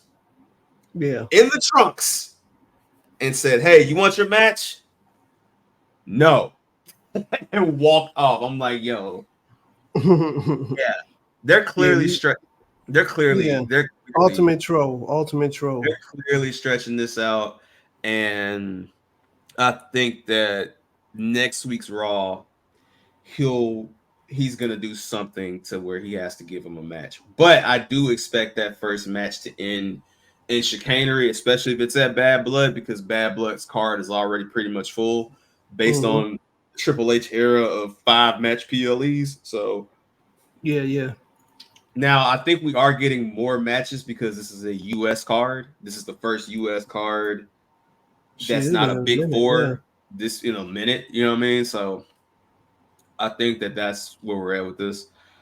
But we will continue to watch to see if that happens. Kofi Kingston and Xavier Woods are still teasing this New Day breakup because Xavier Woods feels like everybody's looking at him because he's not a major champion.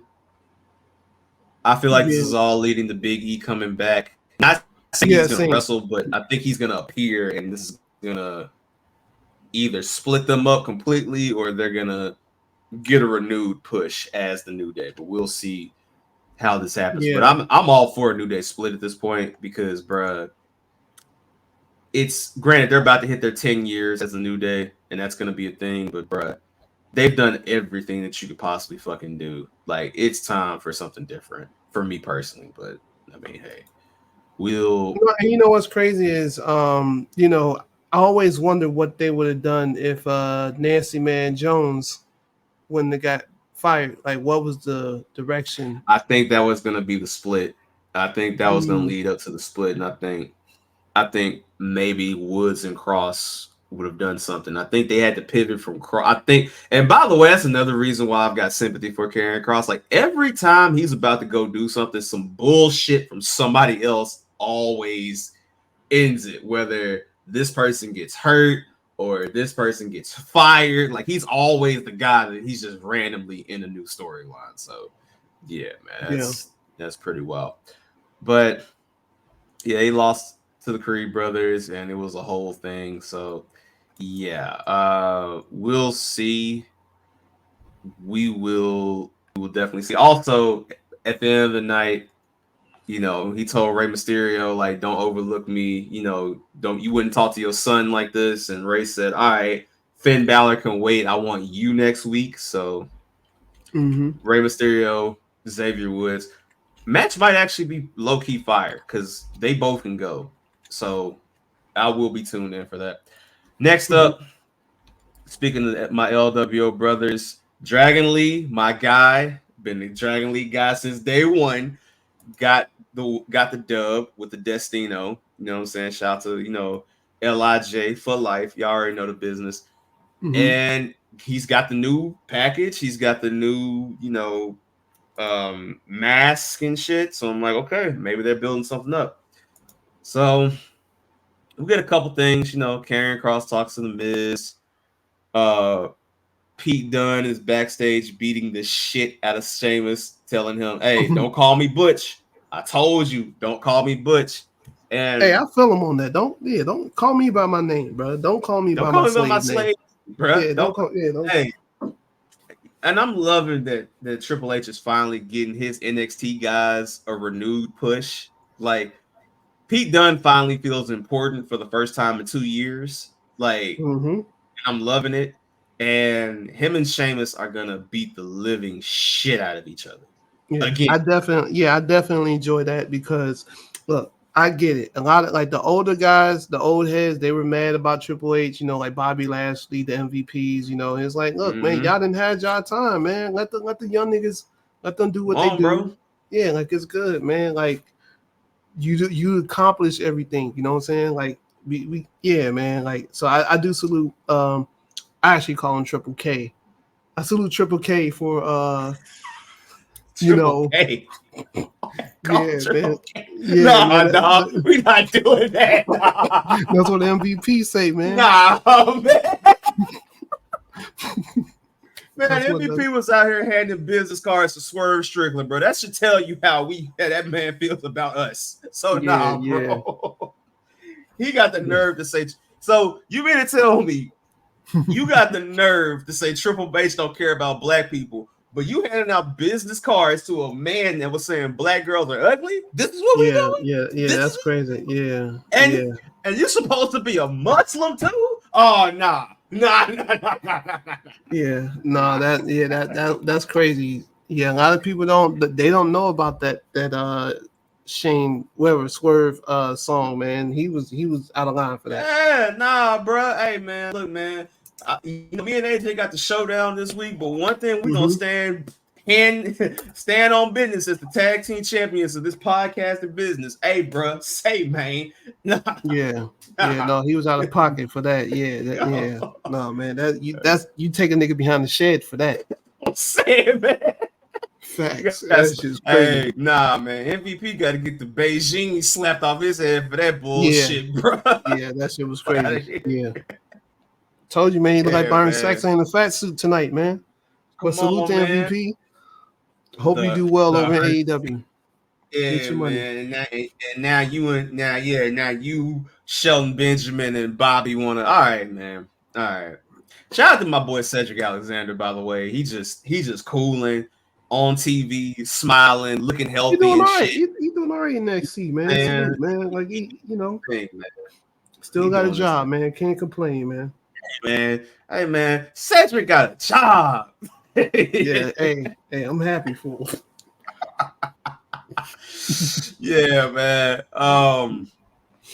Yeah, Bronson Reed and Braun just kept fighting all night, and I'm scrolling past this, but just know this was some of the most entertaining fades that I haven't seen stuff like this since the Attitude Era, and it's so funny how they're executing this. So Adam Pearce, who, by the way, I love the difference of how Adam Pearce will let people fight and then he gets upset versus where Nick Aldis is like, no, absolutely not.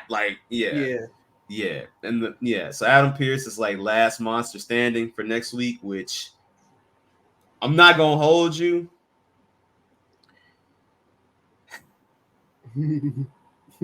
They're definitely finna do the Big Show Brock break the ring, dog. Break the ring. I feel it's happening, bro. I feel like they gotta do something. They gotta take it up a notch, man. They gotta fuck breaking the ring. They gotta break the ring. Break the ring, meaning it's gonna end in a double count out.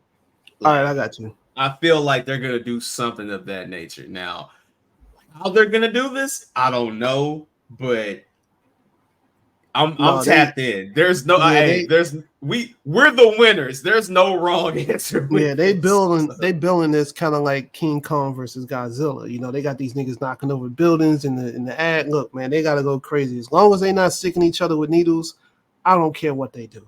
Hey, man. Hey, like I said in the last episode, I just think it's funny how people complain about, they're booking in a certain company, but then they go in another company and stick needles in people. Yeah, or sloppy shop. Or they, and while they're, doing this, they're, holding back Wheeler Yuta. Yeah, come on, man. Who, come on, whatever. Relax. Yeah. Hey, man. Come on. Like we care, bro. But yeah. Yeah, man. I ain't gonna lie. The fact that Pete Dunne and Sheamus too are bringing out the wet. Am I crazy for saying that this Pete Dunne Sheamus feud feels like Fit Finley and William Regal? I mean, you can say it is, new generation. Yeah. Because I feel like my son Pete Dunne is just a more athletic Fit Finley right now, which is crazy because Fit Finley literally has a son in a whole nother company that's a champion that's more athletic too. But he'll be on his way soon. Yeah, very shortly. Yeah. Also, big shout out to Damage Control because they beat the Unholy Union after proving to Jade and Bianca we ain't no punks, and they got the job done. So it looks like we'll be getting that match soon. Now, will it be on Raw? I'm not sure, but I have a feeling that if it is, I won't be surprised. But we will see. So also during Raw, we get an acronym for a vignette, and the acronym is PRF. I don't know why people thought this was Pentagon Ray Phoenix. This is clearly the Viking Raiders coming back. Yeah. But this is also good for the tag division because Ivar was going crazy during his singles run. So he was definitely going crazy, and I kind of think they're gonna be the War Raiders, man. I think they're coming back as the War Raiders. Let's drop that Viking bullshit. You know, if they come back as the War Raiders, hey, turn that up. I'm with it. No, they was going crazy in NXT during that time when they pulled up. Yeah, great black and gold days. So. I mean, Damian Priest has a great vignette where he, reminds Finn Balor, "I'm your brother, but I gotta whoop your ass."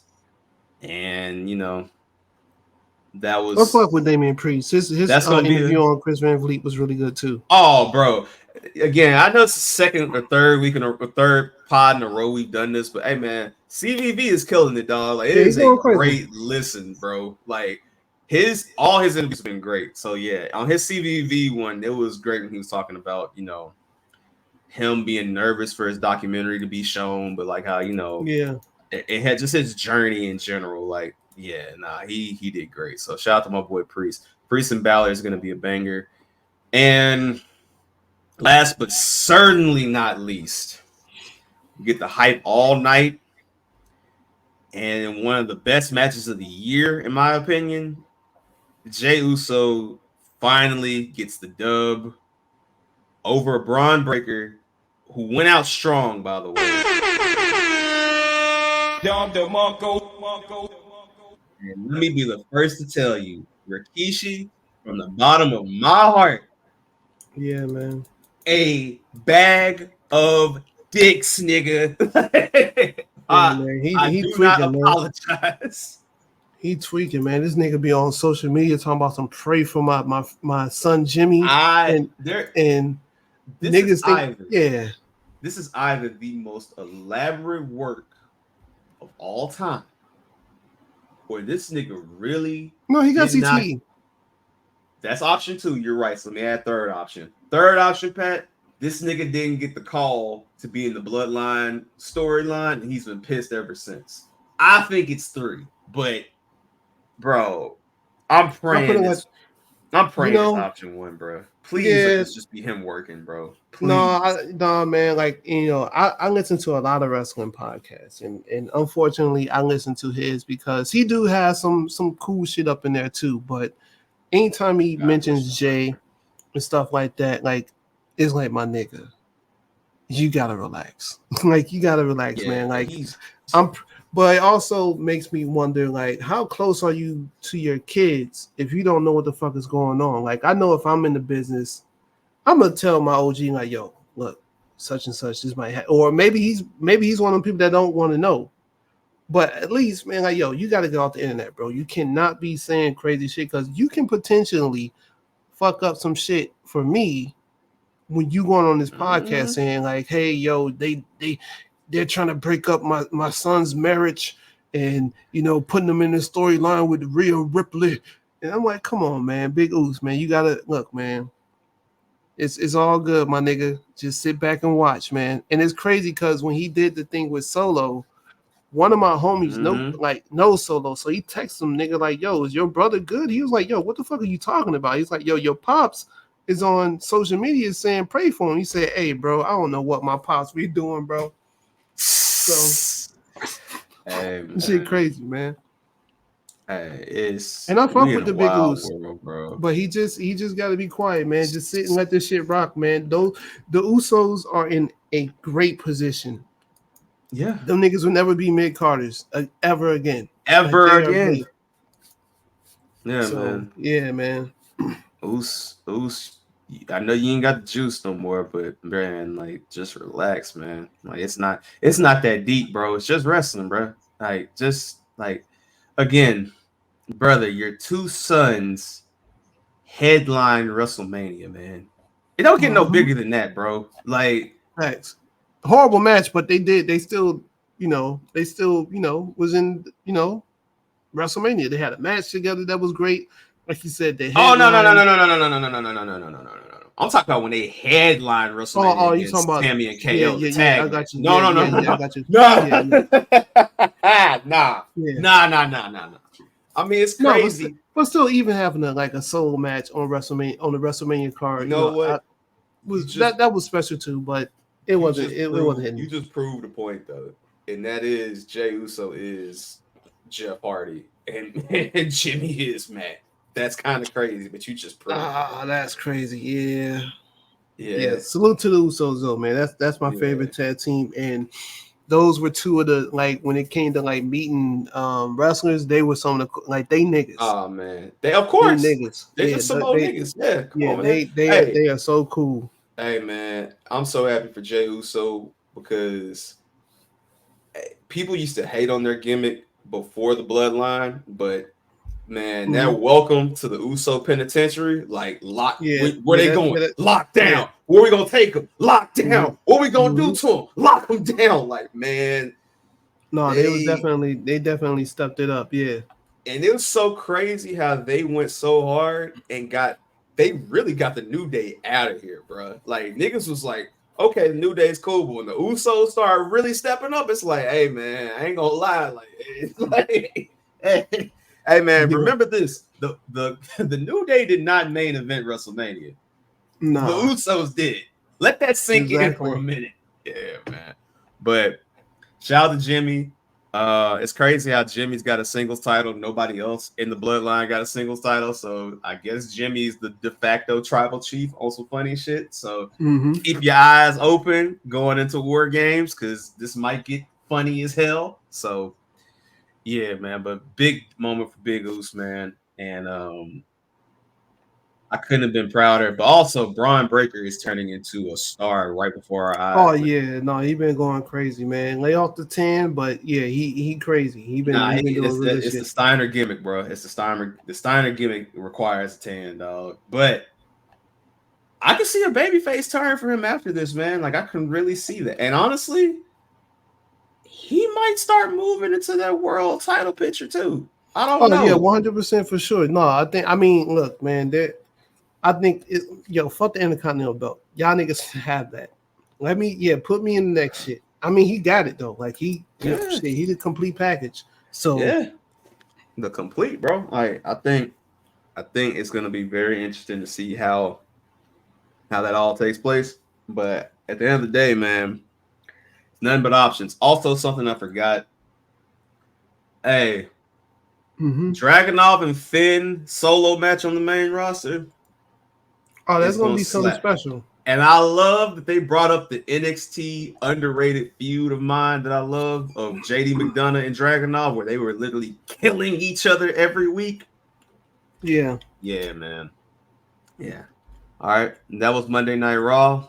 And let's take it on home NXT, which is the go home show for the USA Network, which shout out to NXT for what they did on the USA Network. Great times. Just even thinking back to the 2.0 era, they did a great montage showing people, which is funny that they made sure to show Adam Cole. They made sure to show Keith Lee. Keith Lee will be back. Thank you for saying it, because people don't want to accept this truth and reality of life that, hey man, they got his wife over there. They're going to force him to be in shape, bro. And I think his AEW contract is either ending or has ended. So good for him, man. Get out that hellhole, bro. Like ain't nothing. Yeah. Hey, I'm gonna say this though. Keith. That post NXT shit been nasty. I ain't gonna lie. No, yeah, he been sloppy. Hey, brother.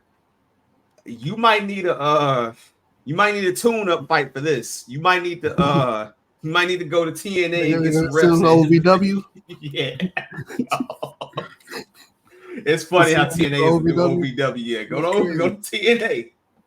Hey, because you That's can't go to crazy. Ring of Honor because you know that's owned by the by that motherfucker. So you know what I'm Yeah. saying? Yeah. Go to TNA, dog. Put on some good matches with Joe Hendry and goddamn. Let No, me I see. think he'll be back, man. I think, like this goes back to what we were talking about earlier with Triple H and his guys. Keith Lee was a Triple H guy, Yeah. and and it wasn't it was up into Yeah. the creator. He named him Bearcat. That shit just went crazy. I don't know what the fuck he was thinking, man. Bearcat Lee is crazy. That shit was disgusting. That's like The that's best like part when of the Bearcat shit was when niggas was like, well, it's an homage to Bearcat. Like, nigga, we don't know who the fuck we this don't know who the nigga fuck this is. nigga is. We don't know who Bearcat is. And then no, you know what the nastiest part was? They made this nigga shave his beard. Oh, So he was yeah, out there with, that was crazy. We had no face. so the nigga looked like Cleveland Brown out there in a singlet. That shit look crazy, man. The nigga look like a roasted Eminem dog. Like, Facts, man. That nigga looked like his name was Willie Earl. This shit's crazy, man. oh. So Keith Lee, please keep your facial hair, my brother. Put the Beijing in the shit because when he was in AEW, I don't know what the fuck that shit was. No singlet either, nigga. No singlet, nigga. Get in shape. Get right, man. That was crazy. Bearcat. Hey, Nigga, who the fuck is Bearcat, bro? Niggas want to talk about some goddamn Bearcat. The amount of grifting that certain niggas was doing to try to well, yeah, man, WWE trying to honor the black kids. Like, nigga, we don't know about these old niggas. Yeah, we don't know nothing about these old niggas, bro. And respect to all them old ass niggas. Salute to them. You, we disrespected him, nigga. Only old nigga I know is motherfucking Farouk, bro. Any nigga before him, I don't know, man. Hey, man, Ernie Ladd. I know Ernie Ladd, Junkyard Dog. Junkyard Dog. That's it, really. Teddy Long, shout out to Teddy Long. Bro. He a freaky nigga. That he don't count, but I'm saying he don't count. But I fuck with Coco Beware. That's swag to have the bird, you know what I'm saying, and shit. Like, that's hard, but my nigga. Oh God, man. Bearcat, nigga. I don't have no clue. That is not a nigga you gonna find on WWE 2K no time soon. You will not be DLC. Yeah, I want Bearcat. All right, nigga. All right. Shit crazy. Nigga said, yeah, man. Yeah, it was an honor Bearcat right, bro. Like, man, who the fuck is Bearcat, bro? Hey, man. Bearcat. And again, he was inducted into the Hall of Fame on the legacy wing, bro. Meaning that's the old head wing, bro. We don't know who these niggas is. That's the head nigga damn. That's the head nigga damn section right there, man. Bearcat, man. Get the fuck out of here, man. You wanna know who else he was inducted with? Who? Nigga. Oh, this is nasty. Dr. Jerry Graham, Haystacks Calhoun, Judy Grable, June Byers, Luther Lindsay, Martin Burns, Rico Design, and fucking Toots Mont. I have he must be the headliner then, because all them niggas that you named, I've never heard of him except Haystacks. But other than that, nah, man. Okay, fucking no. So Rico Design, I'm sorry, I'm fucking his name up. I know I am, and I'm the worst nigga to do this. He's the one that started, he's the forefather of bringing wrestling to Japan. So he's the OG to Ayanoki and all of them. He's the one that they followed. I'm trying to find footage on this Bearcat nigga, man. You're not gonna find a Bearcat right footage, dog. If I hit play on this shit, I'm probably gonna hear banjos and shit in the background, man. Man, come on, man. Get out of here. Some bullshit, bro. Yeah, some bullshit, man. Get out of here. You press play on that shit, bro. Negro spirits will just go magically appear, dog. Man. Fuck that, man. Yeah. Niggas want to talk to me about some goddamn Bearcat, bro. Yeah, salute to Bearcat, but nigga, I don't know who you are, man. Man, I don't know that nigga, man. Bearcat, right. Come on, man. Right. Yo, I hope Bearcat's family is doing well. I hope they're prospering. But nigga, don't try to fucking bear. No, hey, that mustache is crazy. That nigga got the caterpillar. And you put this nigga in a navy and pink singlet, nigga? Like, nah, son. Yeah. Yeah, nah, yeah. Salute to Bearcat, but man, nah, man. I need to do I need to do the Googles, man. I need to do the Googles, man. This shit look crazy. Hey, Adam Cole, you done broke up with your girl. Them niggas misusing you. You lost in the shuffle. You lost in the sauce. Come home, bro. Find a way to come home, dog. Man, that nigga got to gain about 120 pounds, man. That nigga's like 60 pounds right now, hey, bro. Man, he can get reheated in NXT, bro. Come back home, man. But then again, I would do the same thing. You want me to stay at home and just stream and just play video games with Evil Uno? Yeah, I can do that. I mean, I listen, I understood the decision. I was one of the few people that understood his decision, right? But it didn't pay off. And it's like, bro, like, yeah, he ain't even held the Continental Championship of that motherfucker, bro. But yeah, man. Adam Cole, come home, man. Oh shit. NXT, dog. Let's get through this. Oh my god. Bearcat. Kalani Jordan beats Ren Sinclair in a banger of a match. Ren Sinclair did a dive and she hit the no quarter catch crew, aka the Junior Regals, you know what I'm saying? And she won because Kalani Jordan hit the split-legged moonsault. Shout out to Charlie Dempsey getting a lot of, burn.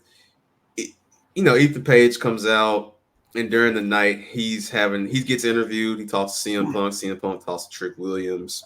Yeah. Ethan Page had a great CVV interview, and I loved in this interview how he talked about how, he's held accountable in NXT, and he feels like there's growth for him versus, like, not getting direct coaching at the other company. Yeah. Also, him talking about how he had 70 indie dates booked before he got that phone call and was like, "Yeah, you're coming to NXT. Like, do you want to join NXT?" Like, yeah. That was crazy. Yeah, salute to Sean, Heartbreak Kid, man. Yeah, for giving him that opportunity. Hey, man, it's crazy how he was literally just on Dark and on collision and Rampage matches nobody watched, and now look at him. Oh man, NXT, man. NXT champion, yeah. Best program on the world, dog. All right, we get to Grayson Waller effect, which is teasing more friction between Axiom again, but they got the tag match next week. Also, we get to that gets to our main event, which we'll get to in just a second. Lexus King goes up to Metaphor, tries to tell Oro, "Hey, bro, shit getting out of hand, man. Let's do the, And when we have their match, Lexus King decides not to do the typical heel roll up, and Oro does it anyway, which makes me believe that either A, this is going to lead to just Lexus King saying "fuck it," or we're closer to my man Noam Dar coming back and Metaphor going back. I forgot all about him. Yeah. Metaphor going back to being heels, and maybe Lexus King finally gets that babyface turn, because it looks like they're setting up Ashanti Adonis as the new Mr. Annoying Bitches, and Lexus King is going to go back to being, going to be a babyface for the first time at NXT. Which, I mean, I think people want to like him. It's just he's got the gimmick of, and again, him keeping up this Dominican barber. That's crazy. Man, that shit look crazy, man. Anybody else but him wear that shit, boy, they getting heated. Yeah, man. Hank and Tank beat Gallows and Anderson. Hey, AJ, if you're not gonna be on SmackDown, I need you to have a pep talk with your boys, man. Get these guys they over there stealing money, man. They stealing money. Oh man, yeah. All right, we get a backstage segment with Javon Evans and Cedric talking about how Randy Orton is going to be a big match, which leads to A-Town Down Under getting involved, and this leads to a tag match. A good match, by the way. which ends up, unfortunately, with A-Town Down Under winning for this week. But, I don't think this takes anything away from Javon Evans. I think he's going to have a great match with Randy in 2 weeks. And then also we get Ridge Holland and Riley Osborne, which Riley stood up for himself. Shout out to you.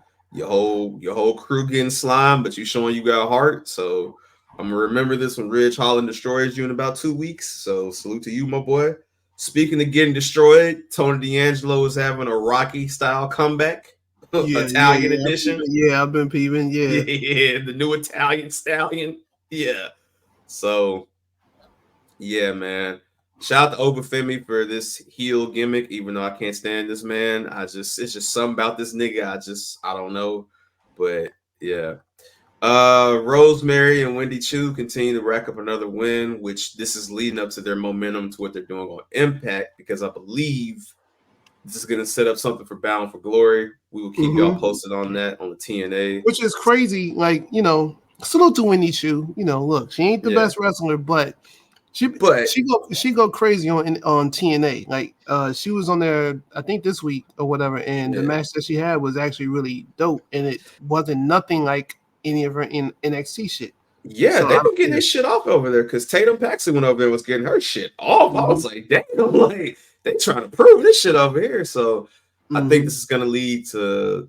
I think they've already taped the tag match, but I think this is gonna lead to something more for Jordan Grace and Bound for Glory. But we will see with the next set of tapings because like I said, TNA is basically OVW right now, which is pretty funny. So speaking of TNA.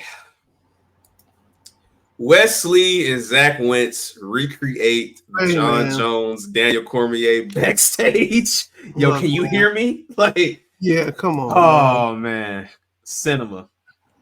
Them niggas was acting like they never said fuck before in their life, man. That was the first time they said it, man. But no, that's gonna be a great match anyway. I like both of them. You know what I'm saying? And salute to Wentz for getting another opportunity after that bullshit came out with him. And it wasn't looking good for him at first, but it was spooky. But he was just on some weird white boy shit. And weird white boy shit. They swept it under the rug. You gotta. They've done that before too with a couple guys. You gotta, go over there for a little bit. We'll bring you back once the heat died down. You know what I'm saying? Also, Wesley calling on his girlfriend was, ooh, that was pretty funny. Yeah. I was like, he said her name. All right. Yeah, they getting dark. It's getting evil, and this is their second match with each other. So I wouldn't be surprised if this goes to Bound for Glory. So keep an eye out on that. And then our final segment, because we had press conferences all night. Roxanne and Julia go back and forth. Funaki. Long tenured WWE employee, Funaki. Let me say that as well. Yeah. Number one SmackDown announcer, by the way, as well. Yes. Number one WWE Japanese announcer. Yeah, indeed. There's a lot of people like, yo, what happened to Taka Mikanoko? I'm like, he still wrestles, right? Yeah, like, he's still in Japan, bro. Like, he's still over there. Like, he's in New Japan, bro. But him doing the translation was funny. Also, NXT getting smart and putting the subtitles on the fucking screen was hilarious as well. Yeah. I'm like, all right, they're finally leaning into this. So shout out to that. And it was a great back and forth between the two. Roxanne pointing out, like, hey, I was a fan of you first before anybody else. But remember, you came to WWE for me. I didn't come to go see you. You came to see me. So yeah, she's definitely stepped it up, and it's so crazy. I've been watching Roxanne since she was in Reality of Wrestling. Hey man, so she came a long way up. Yeah, man. Shout out to Reality of Wrestling, man. Shout out to Book and shout out to Brad. Shout out to Book and Brad, man, for real. And during this, just when you think it's like done, before we leave the network, man, Stephanie Vaquer pops up on Tron via satellite, and it's just reminded, like, hey, once I get my shit straight, coming for you. So I predicted, and I talked to my boy Nelson because we, Luchador Mount Rushmore, we've been big on Stephanie for a minute now, way before a lot of people. We keep up with the Luchadores. Tap into that episode on the Patreon. It's very interesting that they got her going for the main title. I personally thought that they were going to have her go for the North American to kind of keep her separate from Julia, not to do that too quick. But with this happening, I'm not surprised that Roxanne gets a call up after this. Because Roxanne got it. Yeah, but the only thing that's potentially holding that back is Cora Jade. Because we know once she comes back, that's something too. So I don't see Roxanne staying past this upcoming Mania, but I'm interested to see where Roxanne goes. But their women's division in general is it's the most interesting division because you got those two. You got Julia, you got Stephanie. I think we're getting a Lola Vice and Jada Parker tag team. Let me tell you something right now. Yeah. You know where I'm going with this. Yeah, I know where you're going. I smell what you're cooking. A Bianca Belair and Jade versus Lola Vice. Yeah. Jada Parker match. Hey, man. All I'm going to say. You heard my man at the end of the applause? Yeah. That what? Yeah, nigga. Yeah, that nigga in the background going crazy. He me. Hey, let me tell you. Hey, that match. The men have arrived. I am here, buddy. Hey. Union. Woo! Facts. Oh man. Batten down the hatches, my brother, because not even on no hornball shit, just being honest, they're gonna put on a fucking fire match, bruh.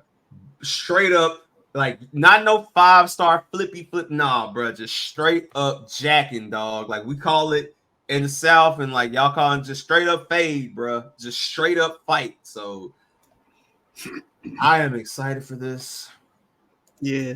I'm excited to see where this goes. I said it before, I'm a huge Team Hell No fan. I love when opposites come together and they're a tag team. I love it. KO and Sammy's tag run was funny as hell because it was like, the opposites. So Jada and Lola coming together, man. We need this. So yeah, man. But that wraps up NXT. Next week we have the first NXT on the road in Chicago on the CW. And we've got a couple great matches lined up. We've got again Lola Vice, Jada Parker going up against two members of Fatal Influence. This is the baddie matchup. We got Miz TV with Obafemi and Tony D'Angelo, Bianca Belair, and Jade Cargill will appear. Come on, son, do the knowledge. A street fight between Wesley. Hey, man. Hey. If I was in Chicago, I would be pulling up. Trust me. Wesley versus Zach Wentz. Roxanne defends the title against Julia. And Trick Williams, Ethan Page with CM Punk as the special guest referee. And do you think Drew pulls up? It would be hilarious as hell if he did. But I think Drew and Punk get their fill on Monday. I think they're going to keep this sacred. I think I got you. Yeah, I think what will happen though is you may get a debut of somebody, whether it's Motor City Machine Guns, whether it's alleged. Correction. I said Ray Phoenix earlier. I also think Daniel Garcia's contract ends on September 30th. Hey man, I would love to see Ricky Starks. Oh man, I think we all would love to see Ricky Starks. Just nobody knows when Ricky Starks' contract ends, but yeah. He's dead on that Strict Like deal. Yeah, I don't think he did. I think it's up this year. We just don't know when, but yeah. And as of right now, this leads into next week, which also leads into Liv Morgan and Rhea Ripley because we got Bad Blood. So Liv Morgan, Rhea Ripley. I'm going Rhea Ripley for that matchup. We got Damian Priest versus Finn Balor in their first singles matchup. Keyword first for me.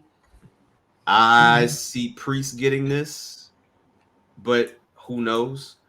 Punk and Drew in Hell in the Cell, Naomi or Bailey versus Nia Jax, and of course the Cody Roman versus Bloodline tag match. Bad Blood isn't finalized yet. We could still see Sami Zayn versus Gunther on this card. Yeah. We could, for me, a nice touch would be not LA Knight, but Andrade versus Carmelo Part 7 for the pay-per-view. That would be nice, but we'll see. We'll see. They may just do it on that SmackDown the day before. But overall, looks to be a solid card. We have a great week in wrestling coming up. I don't really care about 5 years of Firecracker. I don't really care about that. So I do think it's nasty that MVP gave Swerve a business card, but that's y'all, man. That's the man y'all was caping for. So y'all remember this shit. But more importantly, what I want y'all to remember is this episode. Pat, thank you so much for coming through. This was so much you already fun. know. So much fun. So where can the people? You gotta bring me back, man. When it's everybody. Oh yeah, man. Come on, man. When it's me, when it's you, me, and AJ, yeah, man. We got you. And also, the door is open for Luchador Mount Rushmore. The door is open for a couple other things that we got down the pipeline. You know what I'm saying? I mean, you do this. Do this. Sir. Yes, sir. At the Pat Pryor, at Tokyo Ave Sound, TokyoAve.bandcamp.com. Yep. You know what I'm saying? They're on YouTube. They're on SoundCloud. Even though they be hating, they're still on SoundCloud. SoundCloud they've been hating a lot recently, but it's all good. We put them on YouTube, man, so people still get the music, man. So it's all good. It's the Av or nothing, brother. You know what I'm saying? We just dropped a new record today called Trill. So whenever it gets good time, check it out. You know, we're about to drop a new project next month, so we on it. Come on, bro. What we doing, man? What we doing? It's nothing but good shit, man. I'm happy when good things happen to good people. Yes, sir. That does not include you, AJ, because this Saturday, the Showdown is going down. Twitch, Twitter. I need all y'all to pull up. Lend me your energy or lend me your hate. I'm rooting for you. It don't matter. No. I'm just saying, like AJ he know how to get down in them Street Fighter streets. I got the footage. I still got the footage. I'm just here. He know how I get down. You know how I get down. Yeah. You've seen it. Come on. Do the knowledge, nigga. Crazy. That was crazy. Wait a minute. This nigga put Evil Pharrell on the damn. That's crazy. Hey man. AJ. Hey. I'm going to just let you know as I end this episode, it is what it is. Remember who you talking to, because this Saturday on the Showdown, your ass is grass, nigga. I don't even like to talk to people like this. You made me do this. I'm gone. I'll see y'all on the next Mid-Carders. Tap into the Patreon, patreon.com/MIC podcast. Thank you to everybody that taps in on a weekly basis. The new era is about to begin, and just remember, regardless whether you like it or you don't like it, you love it, you hate it, one thing for damn sure, you are gonna respect it.